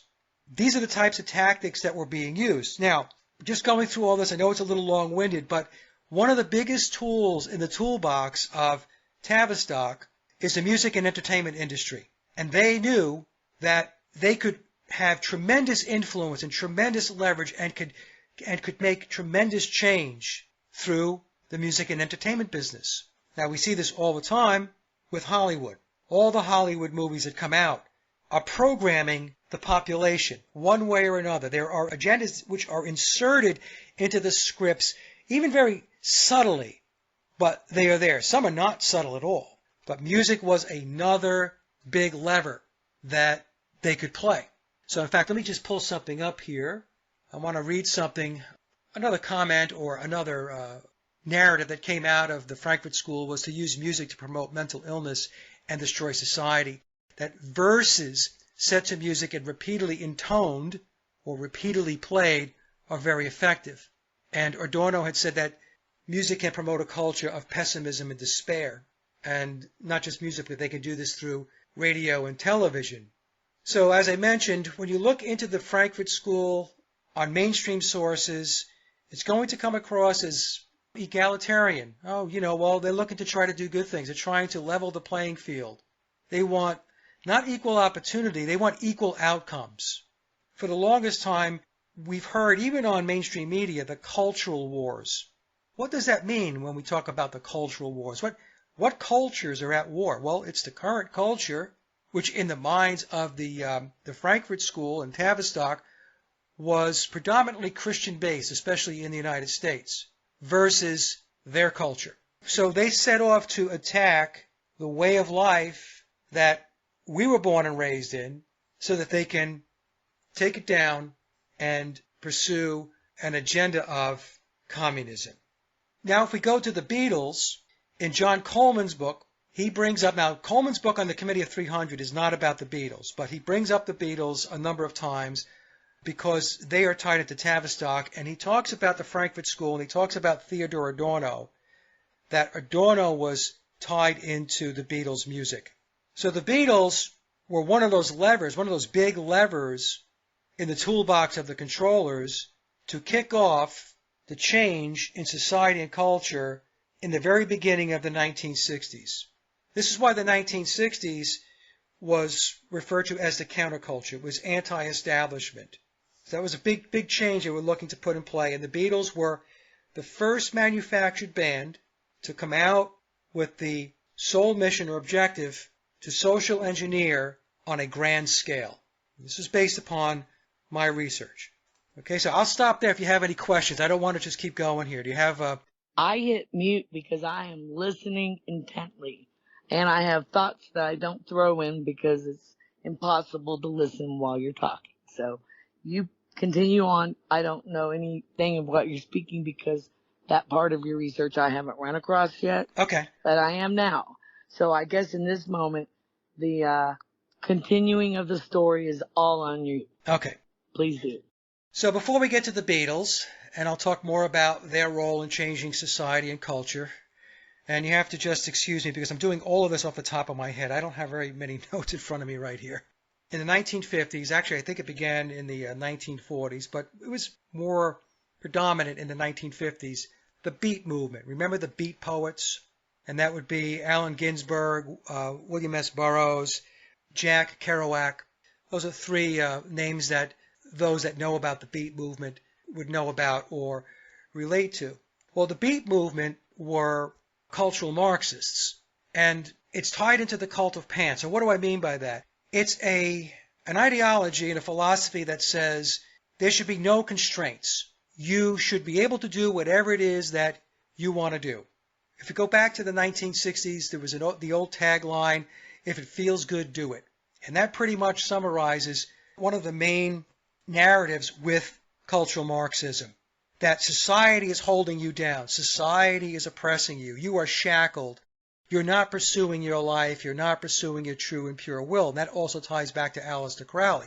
So the Beat poets, if you look it up on Wikipedia and you look up the Beat movement, it'll tell you that one of their traits was they were hedonists, unconstrained, do not follow societal norms, because to do so is oppressive. If you go back to Aleister Crowley, Crowley talks about his new eon, the eon of Horus, which is where the controllers are attempting to take us. Now, Crowley said that his eon of Horus began in the early 1900s, but before the eon of Horus, there was the eon of Osiris. And Crowley explained that the eon of Osiris, which equates to roughly to the Piscean age, whereas the eon of Horus is the age of Aquarius, he explained that his eon of Osiris, the Piscean age, was oppressive. Man was shackled. They did not follow their true will. Well, what are the cultural Marxists saying? They're saying the exact same thing. And so they're trying to lead the population to a new age, a new age where they're saying it's just going to be great. It's going to be a utopia. There's going to be equality everywhere. There's not going to be any wars. There's not going to be any starvation. What they're not telling anybody is the reason why there's not going to be any wars or any starvation is because they're not going to create any wars and they're not going to starve people. So enter Tavistock.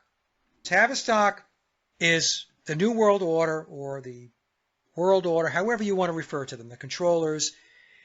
It's their brainwashing, mind control, and social engineering apparatus. Think of it as social engineering HQ. The Beatles were introduced to the United States in 1964. Of course, they were playing over in England in 1962, where they were being handled and groomed to be what they became, going back into their Hamburg days. And I have surmised and speculated that perhaps it's even possible that the Beatles themselves, especially Paul McCartney and John Lennon, were in a mind control program. Why do I say that? Because there are images on the internet of John Lennon, Paul McCartney, and George Harrison with bird cages on their heads. Bird cage symbolism in Illuminati speak means mind control. So if we think about where music was before the Beatles entered the scene, and I'll use the United States as the talking point here, knowing that they were getting their legs back in Britain back in 1962. Think about what happened.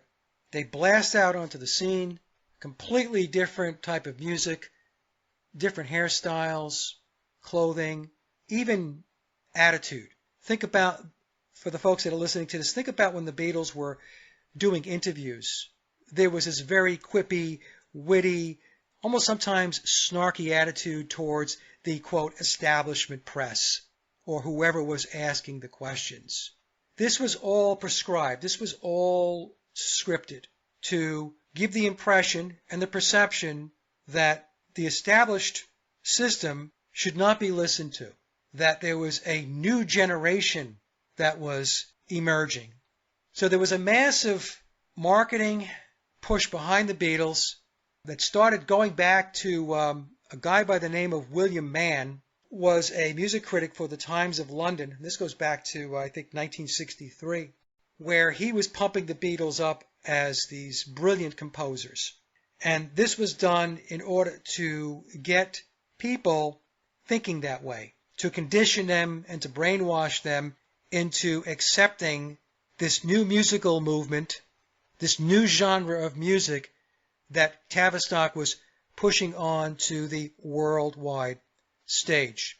And I should also mention, too, I was talking about the Frankfurt School. So when we talk about the Frankfurt School, we talk about the Fabian Society and Tavistock.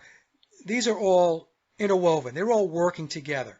And when I say they're all working together as part of the one world, one religion agenda that has been in place for a long time, that we really, really see being played out big time today for anybody that's paying attention to what's going on in the world, especially the World Economic Forum, organizations like that, Bilderbergs, Davos, the Trilateral Commission, the Council on Foreign Relations. All of these organizations are tied into the internationalist structure, the one world governance that's in play. That has been in play for a long time. So the Beatles were used to be that big lever in the music business and to change and shift the mindset, especially of the young people. They were not concerned about the older generation. In fact, Tavistock's approach was to create tension between the older generation, which would be the parents, and their children. That's exactly what they were looking for. They wanted the newer generation, they wanted the kids to see their parents as old-fashioned, as not with it. You used to hear the term, they're squares. So they were social engineering the young people. So what did this lead to? Well, this eventually led to activity that contradicted traditional values. This led to activity which was a break from the family nucleus. It was a break from what was considered to be acceptable values or acceptable behavior from a community or society. So what do I mean by that? The introduction of drugs, free sex, it was the entire hippie movement. All of this stuff was brought about by Tavistock, and the Beatles played a big part in it. So by the time the Beatles got to Sgt. Pepper was the stake in the ground which kicked off the psychedelic era. And the psychedelic era was very important to Tavistock and the controller's cultural Marxist agenda, because now we had people experimenting with drugs, looking to experiences outside of their physical senses. In other words, they were able to like drop acid. There are a lot of people I know that are thinking, well, this doesn't sound bad. And the reason why it doesn't sound bad is because we have been indoctrinated with this process, this social engineering coming out of the Frankfurt School and Tavistock with music and tying it back to the Beatles for 60 years. So it's the boiling frog phenomenon. It's so incremental, it's so methodical that you really forget what the baseline was. But if you go back in time, if you think about the societal structure in the 1950s in the United States, fast forward to 1969 and Woodstock. So let's just take a look at a 10 to 15 year period of time. Let's just say from 1955 to 1969. A huge change in how the young people were thinking and how they were operating and how they were behaving. It was massive. Now let's move from 1969 to current day 2024. And let's take a look at the music industry. And what do we see? We see an industry that is loaded up with satanic symbolism. It's huge. There's a huge, huge difference. And we can see, if we're honest with ourselves, if we're intellectually honest, we can see the degradation in society. We can see the degradation in the culture. We can see the degradation in people's thinking. There's so much less critical thinking. And that's because part of this whole process was to create a hive mind. I talked about before about homogenizing things. This is exactly what they want. Cultural Marxism wants to eliminate the individual, the focus on the individual, your individuality. They want that out of the way. What they want is consensus via a community.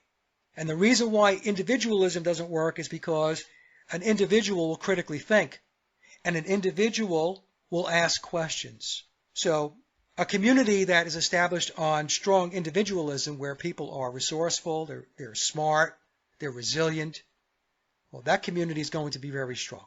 But if we strip the individual out of the equation, and this is what they have done, that's why they keep talking about we're all in this together. We hear this all the time. Whenever there's some kind of staged event, we're all in this together. They want to dilute the thinking of the population down to a communal level with no strong individuals. This way, they are easily controlled. And the music industry has been paramount in pushing that kind of mindset. Also, they knew that the music industry in Hollywood would create Pied Pipers. Humans have an uncanny knack to follow. They decide who a leader is going to be. Now, a leader could be somebody that they worship, somebody they idolize. It doesn't have to be some kind of warrior. As an example, a band. A band would be a leader. They'll follow that band. And that band will take them down a particular path. The songs will have certain messages in them. And as I mentioned before, from the Frankfurt School, they said verses set to music and repeatedly intoned are very effective. So the point I'm trying to make is it's a massive mind control program. It's massive conditioning, social engineering on a gigantic scale. And the Beatles played a huge part in that. And I've spent a lot of time with my research trying to show this, putting forth evidence that they played a big role in this. Now, it's up to each individual, Julia, to accept it or not or believe it if it doesn't resonate with people. And for a lot of people, it doesn't resonate because, like I said, the indoctrination has been in place for so long, especially with regard to the Fab Four, 60 years. People will reject it out of hand. Nope, Beatle music is great, and they couldn't possibly have been part of something like this. Well, Beatles music is great. I loved it, but it was music with an agenda. And for those who question the whole Pied Piper bit, I think I mentioned before that cultural Marxism adopts, and Crowley as well, the cult of Pan. And I'll read you something here from the cult of Pan. Pan is the goat foot god of panic. That's where we get the word panic from, and pandemic. And it has to do with the sudden fear that seizes one alone in the forest. He is the god of vegetation, vegetarians. His name has been translated as, quote, all, for he stands for the manifestation of nature, paganism. He is raw, undirected energy, the dance of blood along the arteries, and rising sap. He is sexual desire running amok, a god of unfettered bodily instinct. No social force contains him. He is the lord of death, of corruption, bodily decay, and dissolution. He is also the mindless mob instinct, the beast who takes control of man, the frenzy of the flesh-ripping orgy. Wine, women, and song quicken his pleasure. He plays his pipe, and the forest resounds with laughter and celebration. In the esoteric tradition of the West, he often borrows the attributes of Dionysus, lord of the vine, who presides over intoxication and its after effects. So, if we take a step back, we could see that what we see going on in society and culture today is exactly that. Cultural Marxists are pushing an agenda where no social force contains anything. There are no rules. Do as thou wilt. If it feels good, do it. Even the Nike logo, the tagline, just do it. It goes back to Crowley. It goes back to the cult of Pan. And this is all tied into this cultural Marxism and this push to put forth a worldwide communist state. So I know I said a lot there, so I'll just pause there for a moment and I'll go wherever you want me to go. But I thought it was important to get that baseline in play. I appreciate where we're at. I do have a input, which was the 1939 Institution of the Western Standard Tuning, where A is 440, as created and implemented by the Rockefeller Foundation, straight out of military intelligence design, because 440 disrupts you on a cellular level, whereas 528 is what supposedly the Beatles recorded. Now that would bring about a whole refreshing new, just by frequency, anything that you pick up from that frequency, that is the frequency of love. Yes, well, they did change 440, and 440 is disruptive. In fact, there are papers that are written, believe it or not, on mainstream medical sites that say one of the other frequencies that they say is beneficial is 432. There's a whole solfeggio scale that goes from each chakra down from your red zone up above your head to the crown chakra. So I'm going to introduce to my audience the principles of science, frequency, and our limitations in a human body. And that's part of my message that doesn't really apply to this conversation unless you bring out some information. Music the frequency was corrupted. This speaks to the level of control that they have achieved. And I talk about they, I'm talking about the controllers. They control your media. They control your music and entertainment industry. They control your politics. They control your government. They control your medicine. They control every major aspect of life that we interact with. They created the entire corporatocracy, the corporate system, corporate matrix. That's theirs. To name names, I'm going to bring up the Rockefellers, also known as the Rothschilds, previously Orsini's, who claim to go all the way back to Egyptian Nimrod. They trace their ancestry and their lineage back to Egypt, and some researchers will say that before Egypt, it was called the land of Chem, and before that it was Sumeria. It's a very, very complicated topic, as you probably well know, Julia. There's a lot of different interpretations and debates about where it all connects. Just to have a moment here, can you define the difference between Satanism, which is the prince of darkness, Satan, versus Luciferianism, which is Lucifer, the bringer of light? Whereas they are not the same, do they represent a dichotomy of opposites that must exist on our plane of existence due to the sine wave going up and down? Just our frequency automatically defines a singular into a dual, yes and no. There is a difference between Luciferianism and Satanism. In fact, Luciferians will be very adamant about that. Are there similarities? Yes. Both look to manifest as much as they possibly can in the physical world. They come at life from the perspective that being born in itself into the world doesn't have any meaning. In other words, you have to do things. You've got to create. You have to manifest what your life is going to be all about. Luciferians, they will claim that they balance their physical world manifestations and desires with their responsibilities to the spiritual world. In other words, their worship of Lucifer. That means that, at least in their minds, and based upon what I've looked at, they look to balance karma. So for everything that they do, which is considered not good or evil or bad, they got to make up for it on the other end. There's got to be something done that's good, that's beneficial, something that's helpful. Whereas with Satanists, a Luciferian might argue that they don't balance that scale. In fact, they don't have a scale.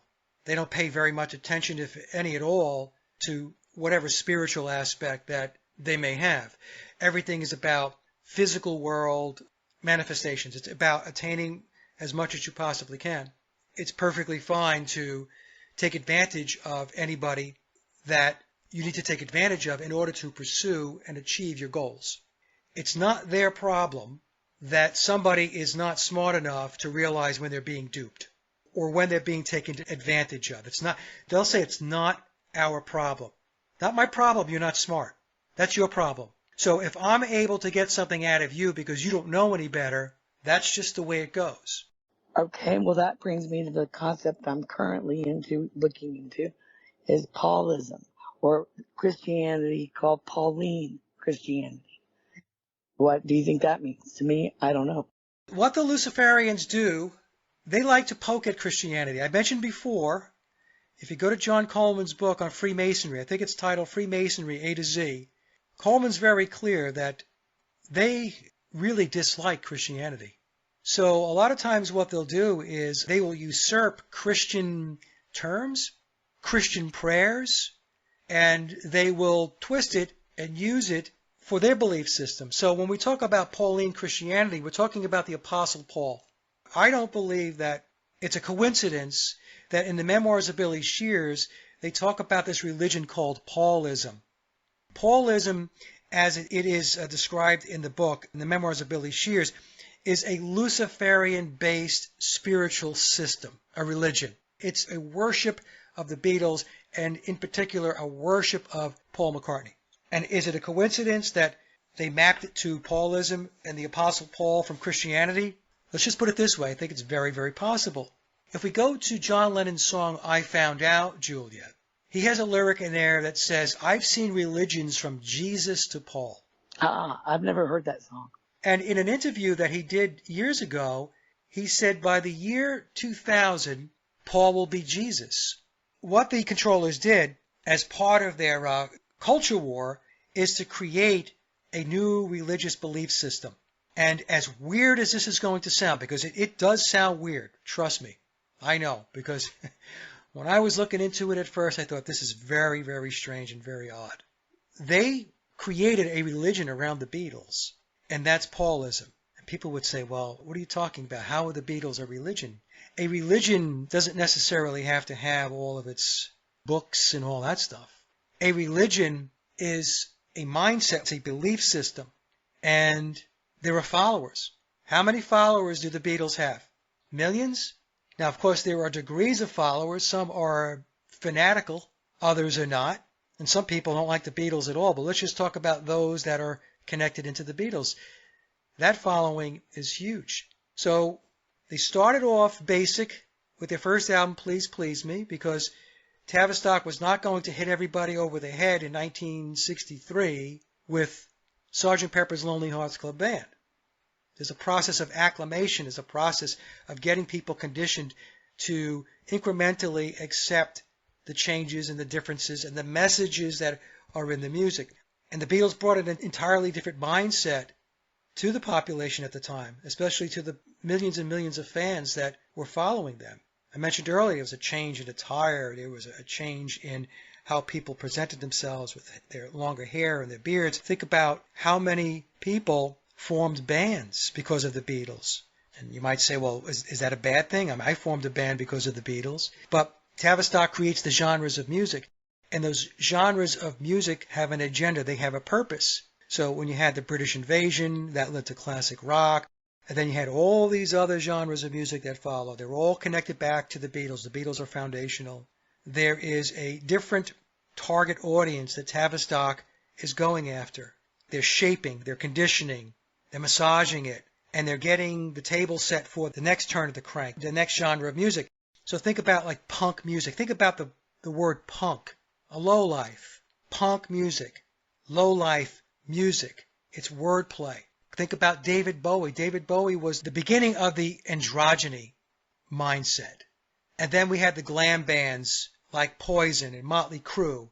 The guys in the band were all dressed up in makeup and long hair. And think about the term grunge, the grunge bands. What does grunge mean? Grunge is what? Grunge is dirty. And then you had the whole hip-hop movement, which led to rap, techno music. There were some researchers that believed the whole techno electronic music is frequency-based, that it is actually conditioning people based upon the frequency of that music. I listened to an interview of Alan Watt going back years ago. Alan's dead now, but Alan used to be in the music business, and he was doing a lot of discussions on where the world is at and how it's being social engineered and and all that stuff. But he mentioned that, and I don't know how he knows this, but he said that George Martin was an expert in sound and acoustics and how the sound frequencies affect the listener.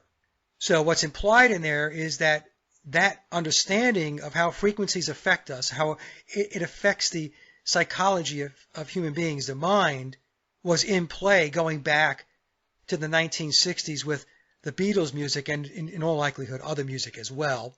This is something that they know about. This is technology that they know about. And it's progressed to the point now where we have this electronic music, the pounding beats, putting people into a semi-trance state. In fact, there were Taylor Swift concerts where people who attended the concert said that they have vague memories of attending the concert and the songs because they tranced out. We have to ask ourselves, well, how is that happening? Well, it's the frequency of the music. It's also the presentation with strobe lighting and stuff like that. So anyway, I'm going off on a tangent here, I'm sure. Oh no, because right now the rave music scene is the popular, in my case, local scene. And so for me to have an ear of maybe someone who produces this music, I will shout out to Unified Mountain Sounds as a unsolicited sponsorship, but I would like these men to understand this process because they have an audience, a growing audience, and a really good show on time. I enjoy it. For the average person, for most people who are unaware of this, it's just music. I'm just going to have a good time, going to have a couple of drinks, going to dance, going to socialize, But, what they don't realize is that the environment today, the structures, the societal structures have been shaped. So you're operating, remember earlier in the discussion I said that the culture we were given, fed to us, is pop culture. So all of this continues to be part of the pop culture indoctrination. And people are going along for the ride, just going with the flow. Very few people are questioning anything. Like I know I'm talking about this stuff, Julia, and there are going to be people who are listening that are going to think that I'm just a stick in the mud. I just don't like where things are, and I like the old traditional values and all of this stuff, which, by the way, there's a lot to be said about traditional values and a family nucleus.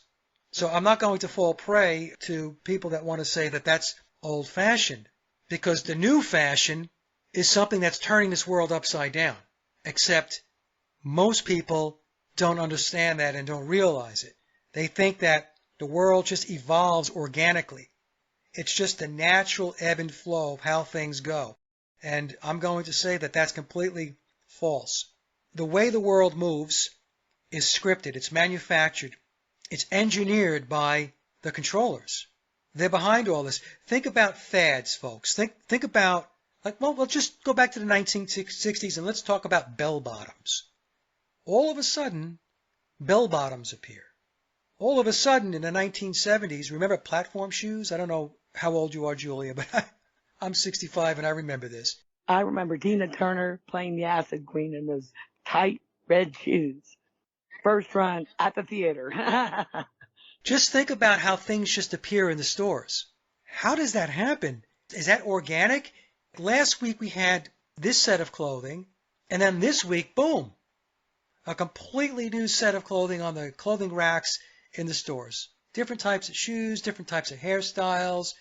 All of a sudden, I remember in the late 1970s, I was in high school, polyester suits and jackets were in. All of a sudden, polyester just shows up. That's a way to try to understand how it is that these things are engineered. So they're pushing this stuff out there. When I say they, talking about the control system, to grab you, to get you, to bring you into their agenda and the mindset that they want you to operate in. Who is the top of the controllers, to name names that we would recognize maybe in our society? And if you don't feel like mentioning names for safety reasons, you can just bypass the algorithm and kind of describe who I'm talking about. The people that we are familiar with, like the Rockefellers, called the liberal Eastern establishment, many of these operators, these guys, belong to a secret society called the Pilgrim Society. It's a society, it's a secret society that many people don't know about. And it is closely connected into the British elite system. So you have the American Eastern establishment elites, and you have the British elites, and you have this secret society called the Pilgrim Society. But there are many other secret societies. Like I said, there's a federation of them, and they come under the umbrella of Freemasonry. Right? So the typical names you know, like the Rothschilds you mentioned before, these are real movers and shakers from an internationalist perspective. Is that like Washington, D.C., Fleet Street, and the Vatican? Yes, exactly. You have three sovereign city-states. You have the inner city of London, which is HQ because they control all of the money. There's three huge financial institutions that are behind just about every single corporation in the world. I'm talking about the multinational corporations. You have BlackRock, Vanguard, and State Street. In fact, there was an analysis that was done about 10 years ago where somebody actually mapped the connection points between all of the major internationalist corporations, and there were connection points from a financial perspective. And financial is the most important because that's the money. Nothing's going to get done in this world without money. So you have BlackRock, Vanguard, and State Street. That stuff emanates out of the inner city of London. Then you have the Vatican. Now think of the Vatican as responsible for the spiritual part of the control system. And we could see now where the Pope is, he's massaging the Catholics and Christianity with opening up to other religions, to coexisting. Now, I'm not saying there's anything wrong with coexisting. It's great. But what I'm saying is what he's doing is not because he's kind, and it's not because he cares about coexistence. He's doing it because it's part of an agenda that they're implementing to get this egalitarian, homogenized communist culture to solidify it, to nail it down. So then we have Washington, D.C. So Washington, D.C. is also a sovereign city-state. Now, when I say sovereign city-state, folks, what I mean is they are sovereign. Washington, D.C. is not part of the Republic of the United States. The Vatican is not part of Italy. The inner city of London is not part of Britain. They are standalone. Think of them as sovereign countries within a country. And in the United States, Washington, D.C., the District of Columbia, is a sovereign city-state, and they are the military and police arm of this internationalist conspiracy. This is why Washington, D.C. will never be a state. Washington, D.C. won't be a state because Washington, D.C. is sovereign. And to take it a step further, this means that the United States is under foreign occupation because our president, the executive branch, the legislative branch, and the judicial branch, the Supreme Court, all reside in the sovereign city-state of the District of Columbia, not the Republic of the United States. And the District of Columbia was formed back with the Act of 1871, where land was etched out from Virginia and Maryland to create D.C. And it was created on the behalf of the internationalist bankers. So we talked about the inner city of London, the Rothschilds. So this is a hard pill for a lot of people to swallow because they want to think that there's still a constitution in place. They want to believe that this is still a republic. It's not. It's a corporation, and today is the anniversary of the Magna Carta. Just to throw that factoid I ran into a few hours ago.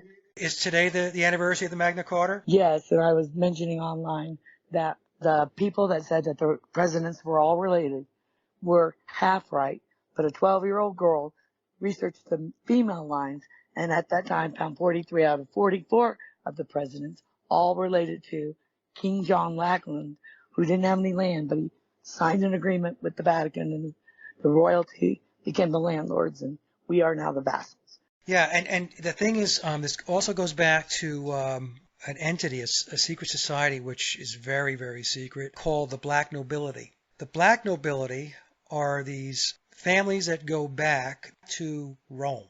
They believe and they operate under the guise that they own us. They own the world. They are de facto rulers of the world.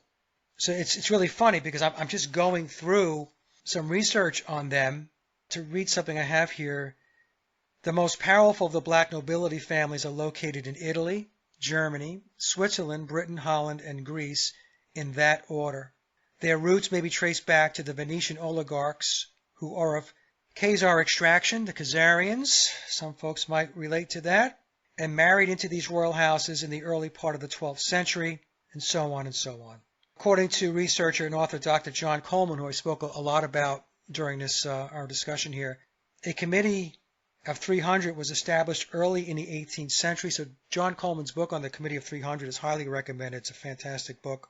But the Committee of 300 did not take on its present form until around 1897. So a lot of stuff took place in the late 1800s with regard to a lot of what's going on today. It was the segue, the lead into World War I, then it led into World War II, and so on. But here's something that's interesting, Julia, that I'll read to you. Documentary proof as to the existence of the Committee of 300 is not forthcoming, and it may be no more than a convenient phrase to describe certain key players. Socialist politician and financial advisor to the Rothschilds, Walter Rathenau, writing in the Weimar Press on December 24th of 1921, so Christmas Eve of 1921, said, now this is the financial advisor to the Rothschilds. This is what he said. Only 300 men, each of whom knows all others, govern the fate of Europe. They selected their successors from their own entourage. These men have the means in their hands of putting an end to the form of state which they find unreasonable. Exactly 6 months after that statement was published, Rathenau was assassinated. So there you go. So that would tell me that the Committee of 300 is real, and some of the Black nobility actually sit on the Committee of 300. I have a question about the O-negative tie between a lot of our icons, such as John Lennon, Hitler, Manson, and so on. What is that, like, alien missing link? Because the Rh negative factor is what qualifies it as a positive or a negative, and missing means that there's something added to our DNA that creates a new bloodline. Do you have anything to say about that? No, I don't. I mean, I've heard this, and I really don't know. I haven't looked too deep into it, but I will say this. Bloodlines are very, very important to the ruling elites. And I just said, going back to the Black nobility and all of these other secret societies. Very, very important. So maybe the O negative, Julia, is maybe it's an attribute of a bloodline that is considered to be special. I don't know. Well, I am studying that, and it's very important because even Vlad the Impaler, Dracula, is part of that group. Well, didn't King Charles say he was related to Vlad the Impaler? I think he did. The royalty of the family there is actually the published owner of the copywritten version King James Bible, published in their name, which makes it a real contrived, copyrighted book. It's a good book. Yeah. So it's it's a crazy, crazy world. It is. I know we didn't talk too much about the Beatles. Well, I do. I just actually thought, how is Billy Shears? Where was he born? Who is he? Do you know who his parents are? Or does he become a creation of the military intelligence that I think is behind it? Who's his daddy? Yeah, who's his daddy? That's a good question. Well, there was a researcher, a colleague of mine, that did a presentation, and it was very compelling, and I think that she probably did figure out his family tree. The way she did it is the clues are in memoirs. I mentioned memoirs is an encoded book. So if you are very intrepid and you start taking a look at how things are worded and how things are encoded, you can possibly break the code. And if you break the code, then obviously you get to the truth. So Stacy, she traces his family tree back to two bloodlines. And these are blue bloodlines. The Douglas Hamiltons and the Percys. So the Douglas Hamiltons would be on his father's side of the house, and the Percys would be on his mother's side of the house. Now, what's interesting is in the book, he mentions that he has Campbell relatives, and the Campbell bloodline comes up through his mother's side of the family, the Percys. So the Douglas Hamiltons and the Percys are two powerful bloodlines, and they're Scottish. If I had to guess, based upon Stacy's work, I think she probably is flying over the target. His father would have been Douglas Hamilton, Lord Douglas Hamilton. Now think of the line in the song A Day in the Life. Nobody was really sure if he was from the House of Lords. So that's another clue, I think. It means more now than it did before I had this in my head. Exactly. So before it was like, okay, well, it was just a lyric. And now, based upon Stacy's work, it makes you wonder, okay, is it just a lyric or was it a clue that was dropped? And almost 60 years later, somebody figured it out. Whether his family is the Douglas Hamiltons and the Percys, whether that's his mother and father, I don't know. I can't say for sure. But her work is very compelling. One way or another, Billy's lineage, his ancestry, has got to be from elite bloodlines, Julia. Well, sure. Do you have a date of birth or any idea of the legitimacy that they can conceal? Of course, they can give birth to a non-recorded human.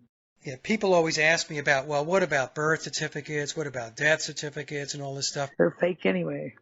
Yeah, I mean, you're dealing with a very, very involved deep state operation. The Beatles are a deep state operation.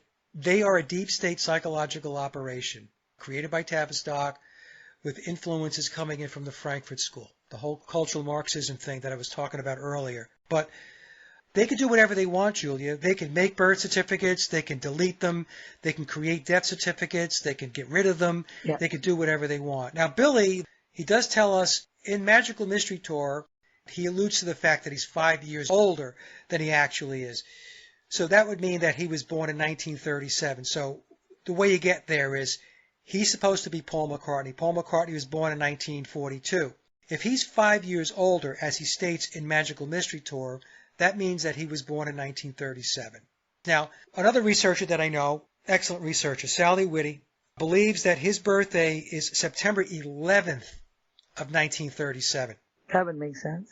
Yeah, she's very, very keen on that's in all likelihood his birthday. Originally, I thought it might have been September 9th of 1937 because he loves September 9th. He loves the double nines. You know, if I'm right, it's September 9th. If Sally's right, it's September 11th. Or we could both be wrong, and it could be a different date. But for sure, he was born in 1937. Is his biological dad possibly Aleister Crowley? Because James McCartney looks just like Aleister Crowley. And Vivian Stanshall, if you'll cover that, I think we'll have a little bit more of a flow picture here.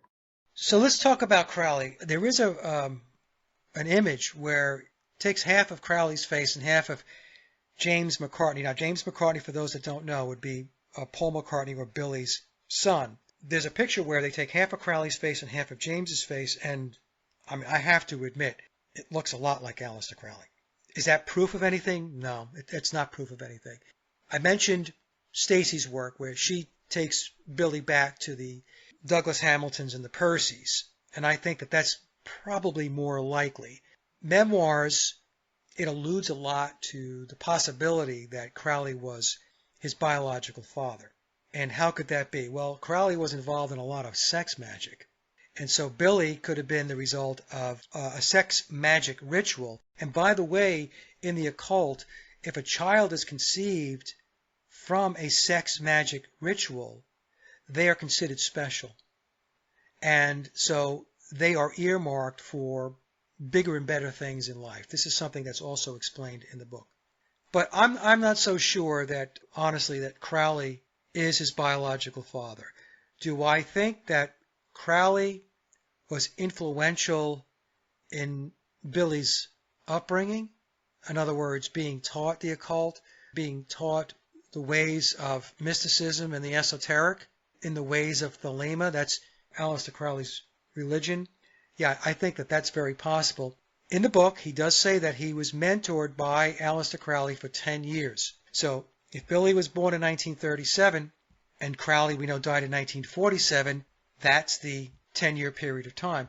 In the book, he also mentions, Julia, that he was subjected to ritual abuse and mind control from an early age. And he goes back to the age of 3. So then we have Sgt. Pepper, released in 1967, and it says it was 20 years ago today that Sgt. Pepper taught the band to play. For whatever reason, many people believe Sgt. Pepper is a reference to Aleister Crowley. There is one piece of, maybe, it's not evidence, but it's speculative.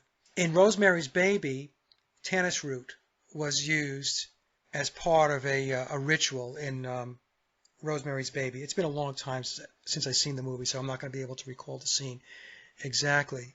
I looked it up, and my understanding is that tannis root can also be referred to as the devil's pepper, something to that effect. So I found that to be a little interesting. Sgt. Pepper, the devil's pepper, an ingredient that's used in occult rituals and ceremonies. What was Crowley? He was an occultist who performed rituals and ceremonies. So, maybe there's a tie there. But again, that's just conjecture on my part. Well, the recent picture of one of the princesses of England has her dressed in the same dress as Rosemary's Baby's mom. The red dress with the white collar. Yes. Right. Well, they filmed it in the Dakota, and John Lennon lived in the Dakota. And if you look at the poster for Rosemary's Baby, we have Mia Farrow. She has her head down on the ground, horizontally. And if you take John Lennon's Imagine album, you have the same imagery, almost exactly the same as the poster for Rosemary's Child. Interesting. Yeah, it's very weird. It's very, very weird. Weird I can send you the picture if you like. Destiny. That's the third definition.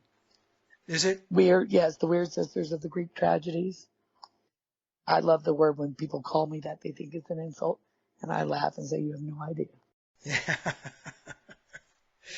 So where else did you want to go? Vivian Stanshall, right? Yes. So, all right, so in the book, he tells us that he played the character of Vivian Stanshall in the Bonzo Dog Band with Neil Innes. Now, for those of you who don't know who Neil Innes is, this is interesting, right? But Neil Innes was the brainchild behind the Ruddles, which was the parody band parodying the Beatles. They did a movie, All You Need Is Cash. I believe it was released back in 1976. Neil and team put together a bunch of songs that were very, very Beatles sounding. And, what they did was they took bits and pieces of different Beatles songs and they put them into the Ruddles songs. And it's a brilliant piece of work and it's a lot of fun. To be honest with you, I love the Ruddles music. I have a couple of their albums. So there's 2 albums I've got. I think it's the one from the movie, and then there's another one. It's a greatest hits called Archaeology or something. So, but a really good listen. So Billy tells us that he was in the Bonzo Dog Band with Neil Innes, and he has blondish reddish hair and he has a lighter complexion. He's very Scottish looking. Let's just put it that way. He's very Scottish looking.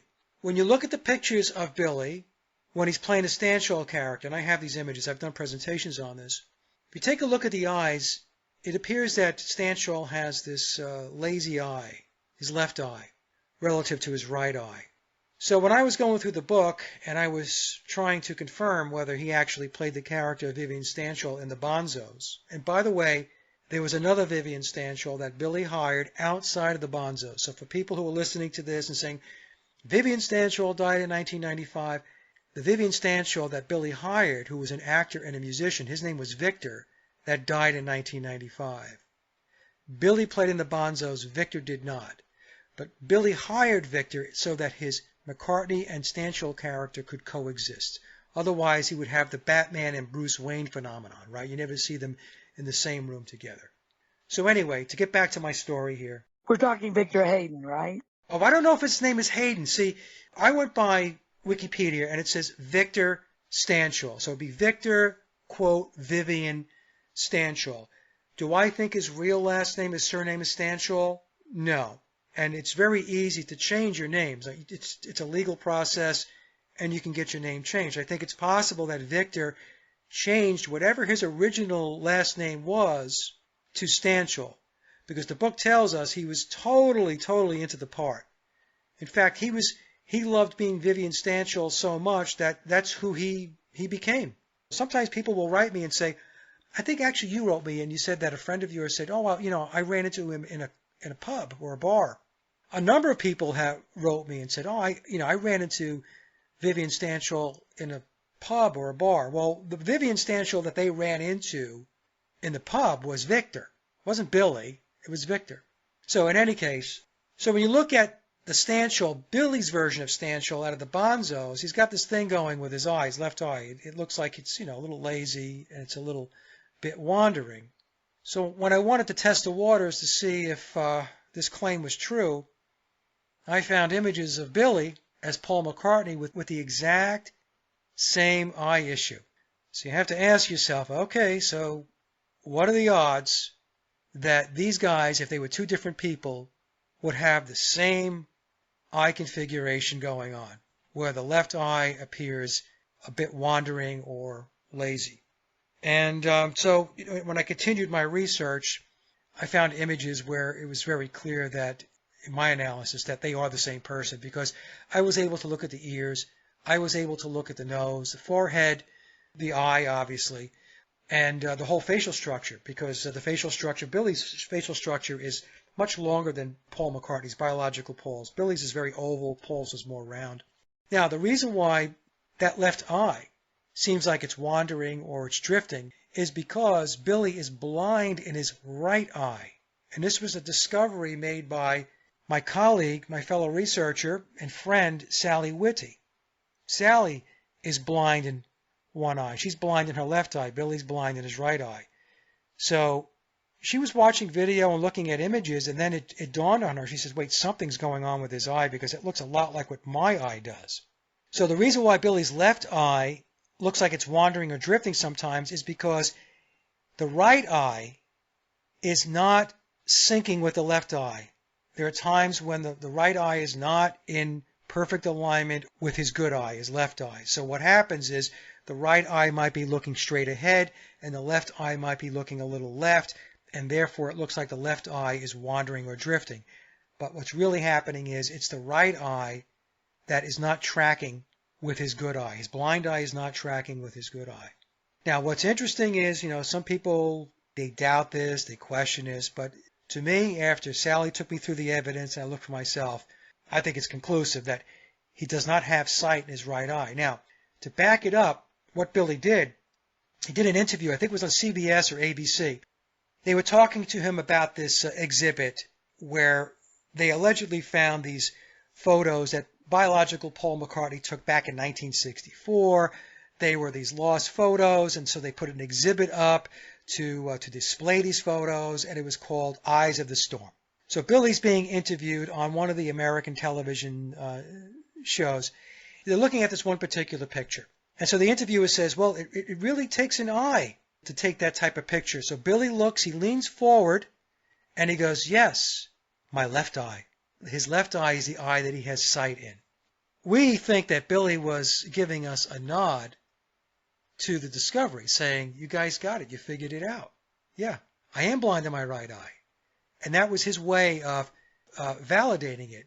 And what Masons do, they have this technique, it's referred to as masterfully speaking. So masterfully speaking is being able to tell the truth, but they do it in an encoded way.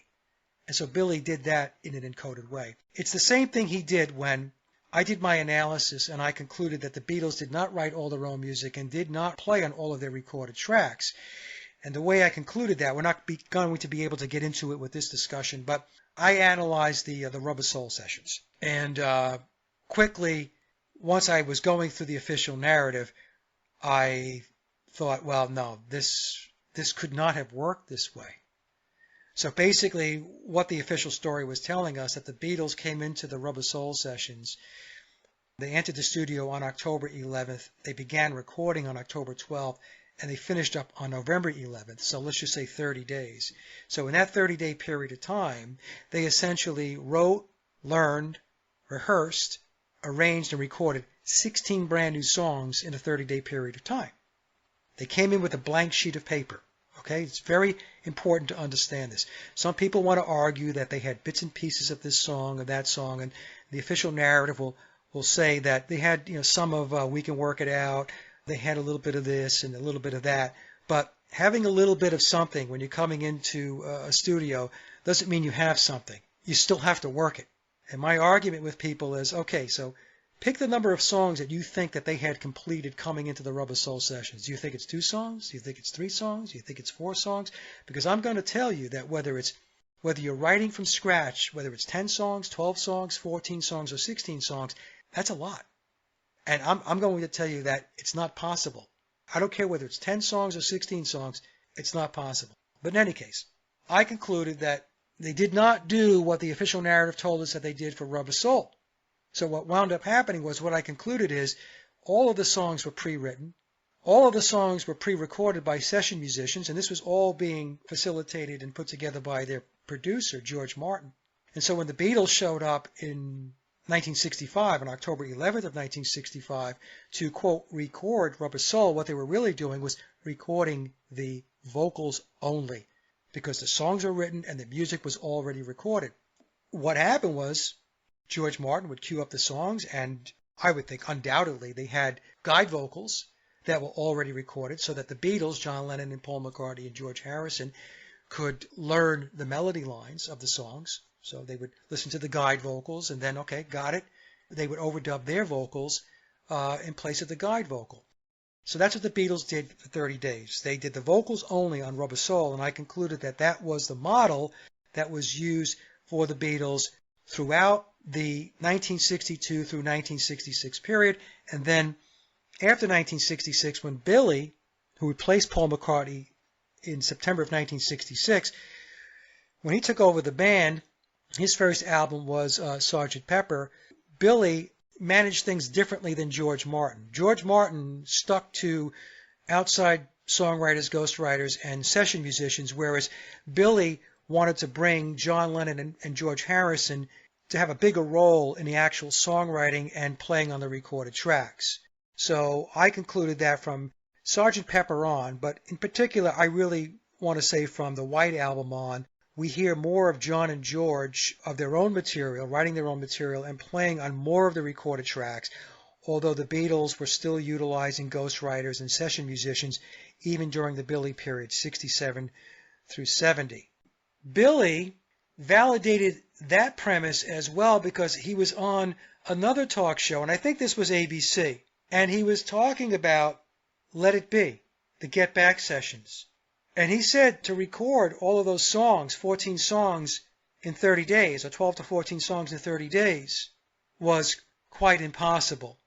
So that was, I looked at that as another nod, another acknowledgement, validating the research that I have put forth. I mean, why else would he say that? Could you run down the list like Andy White played drums, and then all the recognized, verifiable online names and their instruments, and then run down the list of session musicians that are not credited anywhere that you've run across?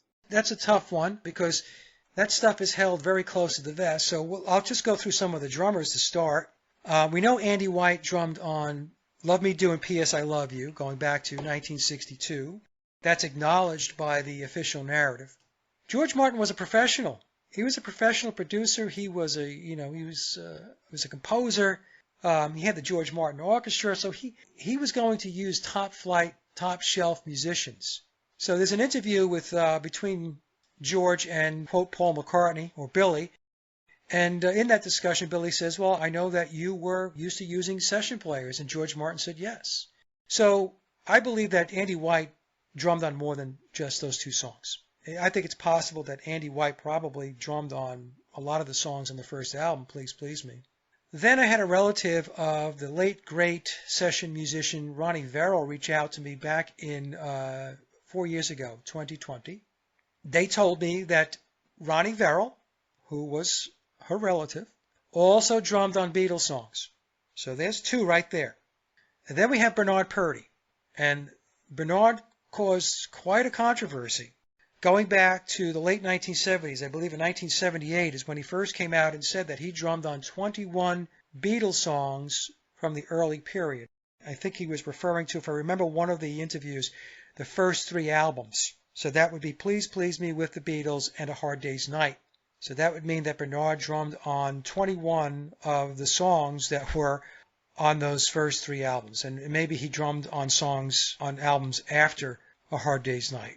Bernard, in an interview in 2004, it was a Red Bull interview, he said there were 4 drummers on the Beatles' music, and he was talking about the early period. So when I talk about the early period, we're talking about 1962 through 1966. He said there were 4 drummers, and Ringo was not one of them. Then I have a clip from Glenn Campbell. Now, Glenn Campbell played for the Wrecking Crew. So the Wrecking Crew, for those that don't know, watch the documentary. It's online. You can get it on YouTube. You can get it on Netflix. The Wrecking Crew were the musicians behind the music in the 1960s and 1970s. So all those artists that you think were on those records, they were not on those records. In fact, Bernard Purdy in that 2004 interview, Red Bull interview, says that 98% of the artists that you think were playing on their records were not playing on those records. It was session players that were on those records, and Bernard being one of those session players. But Glenn Campbell, who was an unbelievable guitar player and part of the Wrecking Crew and played on many, many albums. In fact, he was touring with the Beach Boys when they went out to play. He was part of the Beach Boy ensemble when they were playing live. He introduced the band Cream. So Cream would be Jack Bruce, Ginger Baker, and Eric Clapton. Now, all of those guys were session musicians themselves. Eric Clapton played on many, many records as a session guitarist, as did Ginger Baker and Jack Bruce, the bass player. And when he introduced Cream, he said that they were these top-notch session players, and they played on many records. They played on Beatle records, the Rolling Stones, Smothers Brothers records, and he named off a number of other acts in which Cream played on. And this introduction that Glenn did, this was done, I think it was June of 1968. So in June of 1968, he's telling us that members of Cream were playing on Beatle records. Very interesting, right? It's not until September of 1968 that we're told that George Harrison approached Eric Clapton to play on While My Guitar Gently Weeps, to play the lead guitar part. So Glenn Campbell is telling us that Cream played on Beatle records 3 months before George Harrison asked Eric Clapton to play lead on While My Guitar Gently Weeps. So what does that tell us? That tells us that Cream, not just Eric Clapton, were playing on Beatle records. I mean, that's what it says to me.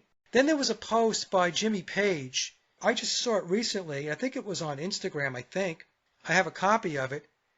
And Jimmy said that he played on many records as a session musician. Now, that's what Jimmy Page was. He was a session player.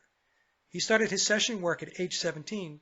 And in that post, he said that he played on many records, including the Beatles' Hard Day's Night album. Now, people wanted to argue with me and say, no, he meant he played on the instrumentals from the soundtrack of the album. And I said, well, that's not what he said. He didn't say he played on the soundtrack of the Hard Day's Night film or the soundtrack pieces to the Hard Day's Night album that was released in the United States on the United Artists label. In the United States, we got some Beatles songs mixed in with the soundtrack music. And people were trying to tell me that that's what he was talking about. I said, no, I don't think so. Beatles' official releases were not the U.S. releases. It was not Capitol. It was not VJ. It was not United Artists. It was the EMI Parlophone releases. And on the Hard Day's Night album, released in the UK, their third UK release, it was all original Beatle music. If you logic through this thing, it sure read to me like Jimmy Page was saying that he played on Beatle records. And he specifically mentioned A Hard Day's Night. Now, other potential musicians, Vic Flick, great guitar player, session musician, played with the George Martin Orchestra. He actually played on the song Ringo's Theme, the soundtrack from the album, from the film, I should say. That was Vic Flick. He also did the James Bond sounding intro of Help. That was Vic Flick.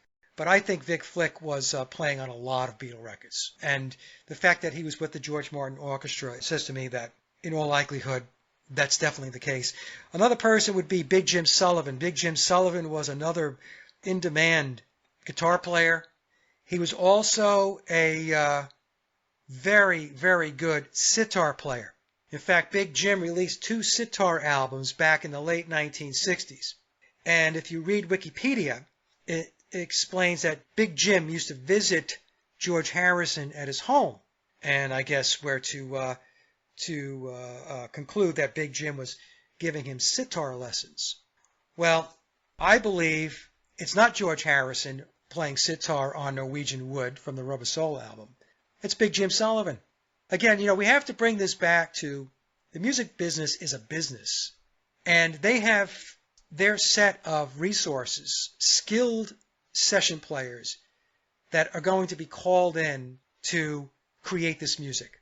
A producer like George Martin is not going to jerk around in the studio with subpar musicianship. He's just not going to do that. He's got a job to do. So I believe that's what he did. He brought in the session players that he knew, the session players that he had worked with, and that's who we're hearing on those early Beatle albums, especially, like I said, between 62 and 66 until things changed up a little bit, starting with Pepper, especially the White Album going forward through 1970 and into their solo careers. So I hope that answered your question. Well, there was a comedian that I traced down. I don't remember his name now, but he was the one giving the quote that Ringo wasn't even the best drummer in the Beatles. August 5th of 1966, there's an interview where Paul McCartney reveals that they're not so good and that they don't write between songs.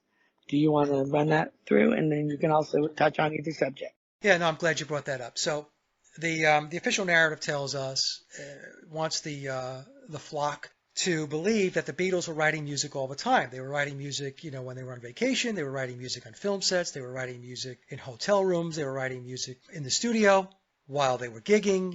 Every waking moment of their life, they were writing music. And that's how come they were so prolific, because nothing mattered more in their life than sitting down and writing music.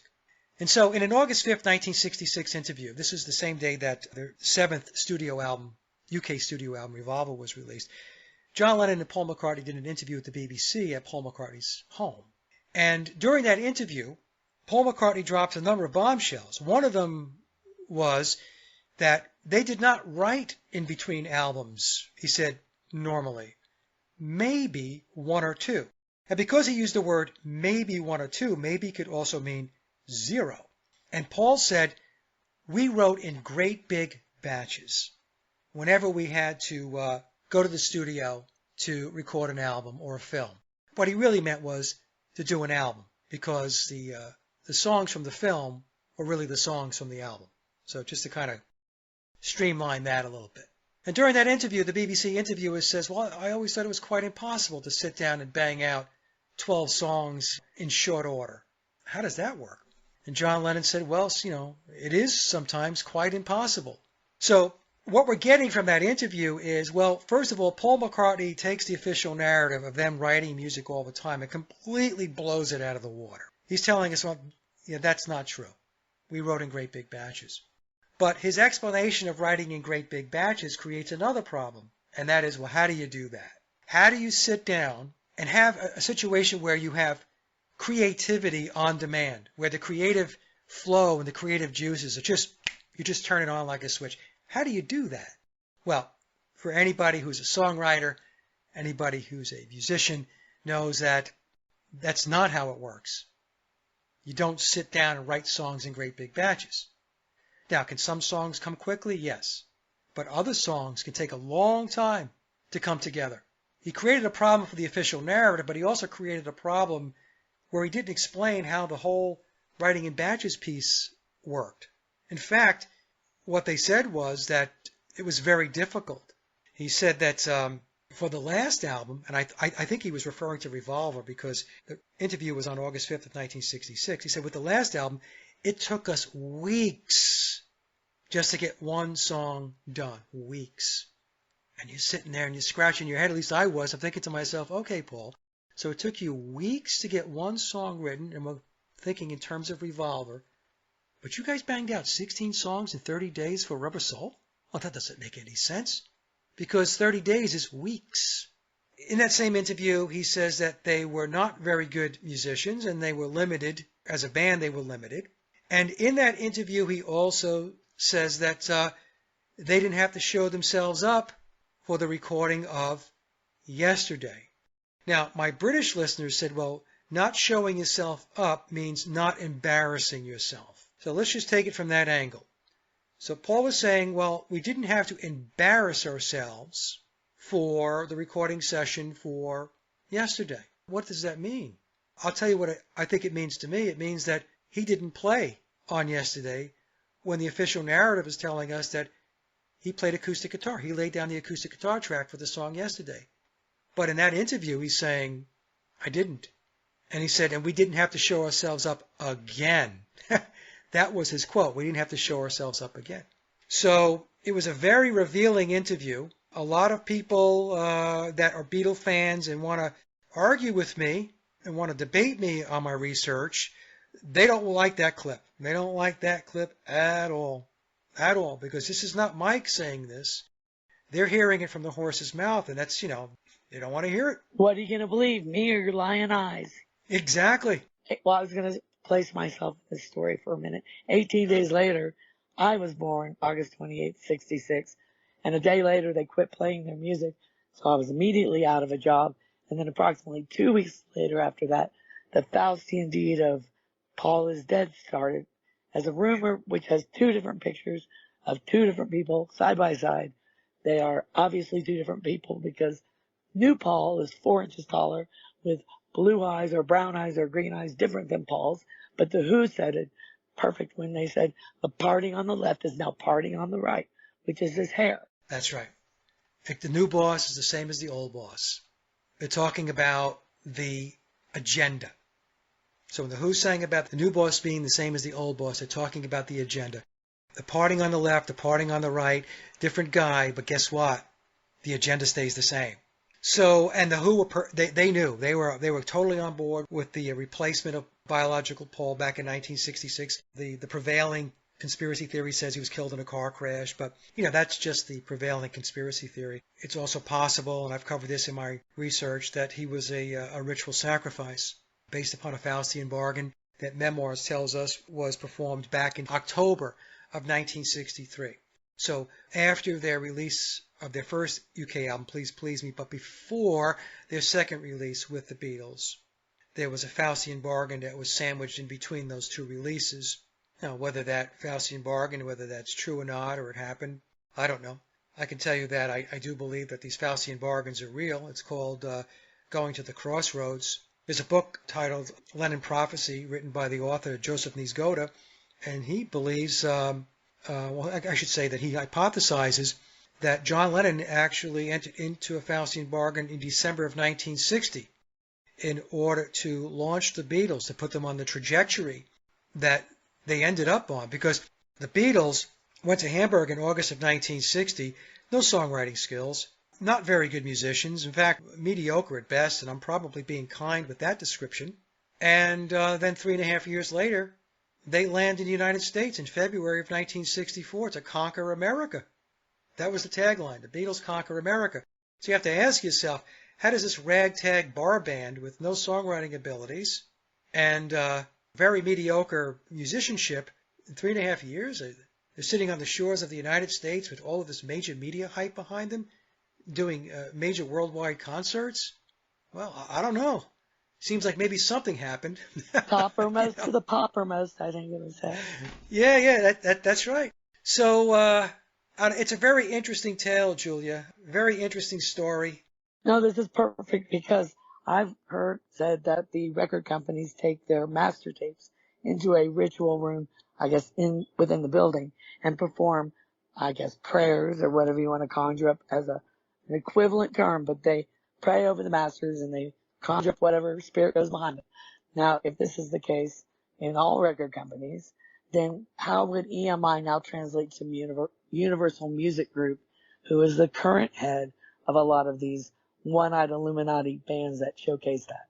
Yeah, is that a question? The question is, if EMI was the unseen hand in some ritualistic inclusion, is that same power over the industry today held with the Universal Music Group, who does the Wizard of Oz and all of the things that are referenced in an occult narrative?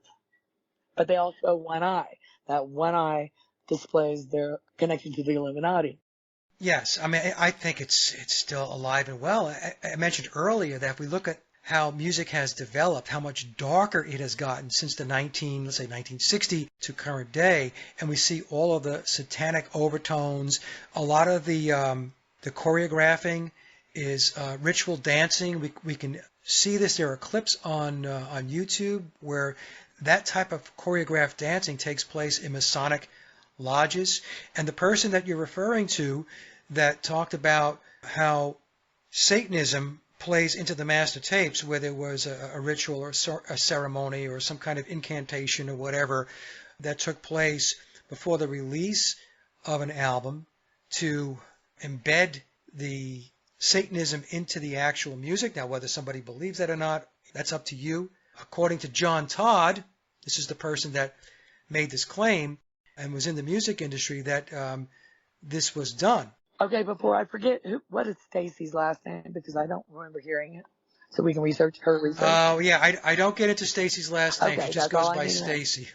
I just wanted to know if there was reason to look into what she's Yeah, researching. some researchers want to fly under the radar because, to be honest with you, this whole topic can be very toxic, especially within the Paul is Dead community itself. I mean, outside the community, by Beatle fans, they don't want to hear this message, what you and I are talking about. And a lot of people within the Paul is Dead community, researchers included, there's a lot of hostility that comes my way because they only want to talk about the replacement of Paul McCartney. That's it. They want to talk about from 1966 going forward. They don't want to talk about pre-1966 and what possibly went on and how the Beatles were manufactured and engineered and how it goes back to Tavistock and the Frankfurt School. How there were ghostwriters and session players and all of this stuff. They don't want to hear that stuff because that's heretical. Cognitive dissonance. A lot of people, they want to hold on to the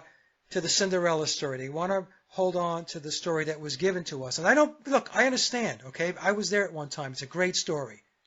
4 lads, 4 scousers coming out of Liverpool, middle-class guys, connecting to Brian Epstein, record store owner. He eventually gets them a record contract with EMI Parlophone, and then that leads to unprecedented fame and fortune. Who doesn't love that story? It's a great story. It's not true. That's what I deducted, but it's a great story. It's a Cinderella story. Going back to, like, some researchers really don't want to, who work with me, don't want to put themselves out there because they don't want to deal with all the negativity. They don't want to deal with the hostility. I always bring attention to things that other people react violently and then usually block me. So anybody that's like that probably has not gotten to this point in the show anyway. And as my first show said, my guest said, well, what if I get nervous and I don't know what to say? I said, don't worry. Nobody's listening anyway. His answer was, then why are we doing this? I said, I don't know. But anyway, we move forward into now. Well, you're always going to, whenever you're digging into something that cuts across the grain, it cuts across official narratives, it cuts across the indoctrination that people are getting out of their television sets and all of the media and so on, their government and politics. Whenever you cut across the grain, you're going to get backlash because people are indoctrinated. People are conditioned. They're brainwashed to believe certain narratives. And a lot of people are so married to their belief system, there's no budging. And so when you say to them, hey, you know what, I don't think you have everything in your box that you think you do, they become triggered, they become very emotional, and they become very angry. They start lashing out. I see this all the time, all the time. Well, they say opinion requires no research, no evidence. So it's the lowest form of knowledge you can have. And then by that same token, a belief system is just that. It's a belief system. It doesn't make it real. Right. Because you believe it doesn't mean it's true. And I tell people that all the time. They'll write me in comments and say, well, I believe. And I said, don't believe. No. It's 2 different things. Yes, because people tend to research nothing and base their opinion and belief system on a narrative they haven't even really considered. Oh, I can't tell you how many times, Julia, that I mean, it's so easy to tell when people show up on my channel and they are triggered by the title of the video. So as an example, did the Beatles write all their own music? They didn't even watch the presentation. Their reaction is, of course they did. Why would you even remotely want to question whether the Fab Four wrote all their own music or not? Of course they did. This is not something that we need to look at. So then they write a comment based upon being triggered. And so I say to them, look, watch the presentation. I know you didn't watch it. I know you didn't. Or I can also tell when they've gotten to a certain point in the presentation because their comments are focused on that particular segment. As an example, you brought up the August 5th, 1966 BBC interview where Paul says that they wrote in great big batches and they weren't very good musicians. So I'll get comments that in a 2.5-hour video where that's 15 minutes of the interview or 20 minutes of it, they will major on that. They will dig into that. They will exert all this energy to try to twist what Paul said, to make it something other than what he said, to infuse their own narrative in order to placate their belief system, in order to appease what it is they want to believe. And I'll say to them, well, you didn't get past the first 20 minutes, did you? You know, so that's when they short circuit. And I'm not poking at anybody, okay, folks? That's not my deal. I don't want to poke at anybody. But what I do request, if you're going to come to the channel, watch the presentation. Because if you're not going to watch it and comment, then fair is fair, right? So if you don't have time, I don't have time. So what that means is if you're not going to spend any time taking a look at what it is I put together, but you want to have the ability to comment, well, you know what? Then I have the ability to say no. I want the comments to be constructive. I want value-add comments based upon an evaluation and an assessment of what was presented. Not because you got triggered and you short-circuited, you had an emotional moment. That's not value-add. That's not having an intellectual discussion. It's an argument. It's an argument. It's a We debate. have a It's clinic being for that. emotional. Ask Monty Python. The same applies to when an 8-year-old is videotaped asking Buzz Aldrin why we've never been back to the moon, and he says, because we've never been there. Right. And then people try to, justify. He even tries to explain it, but the reality is that's what he said. And the same with Olivia Harrison calling Paul McCartney Billy is a video, and a whole compilation of examples just like that. On that clip where Olivia Harrison says, hello, Billy, it was at the premiere for the concert for George, and she says, hello, Billy. And I've got people writing me saying, no, she said, hello, babe. I'm like, what?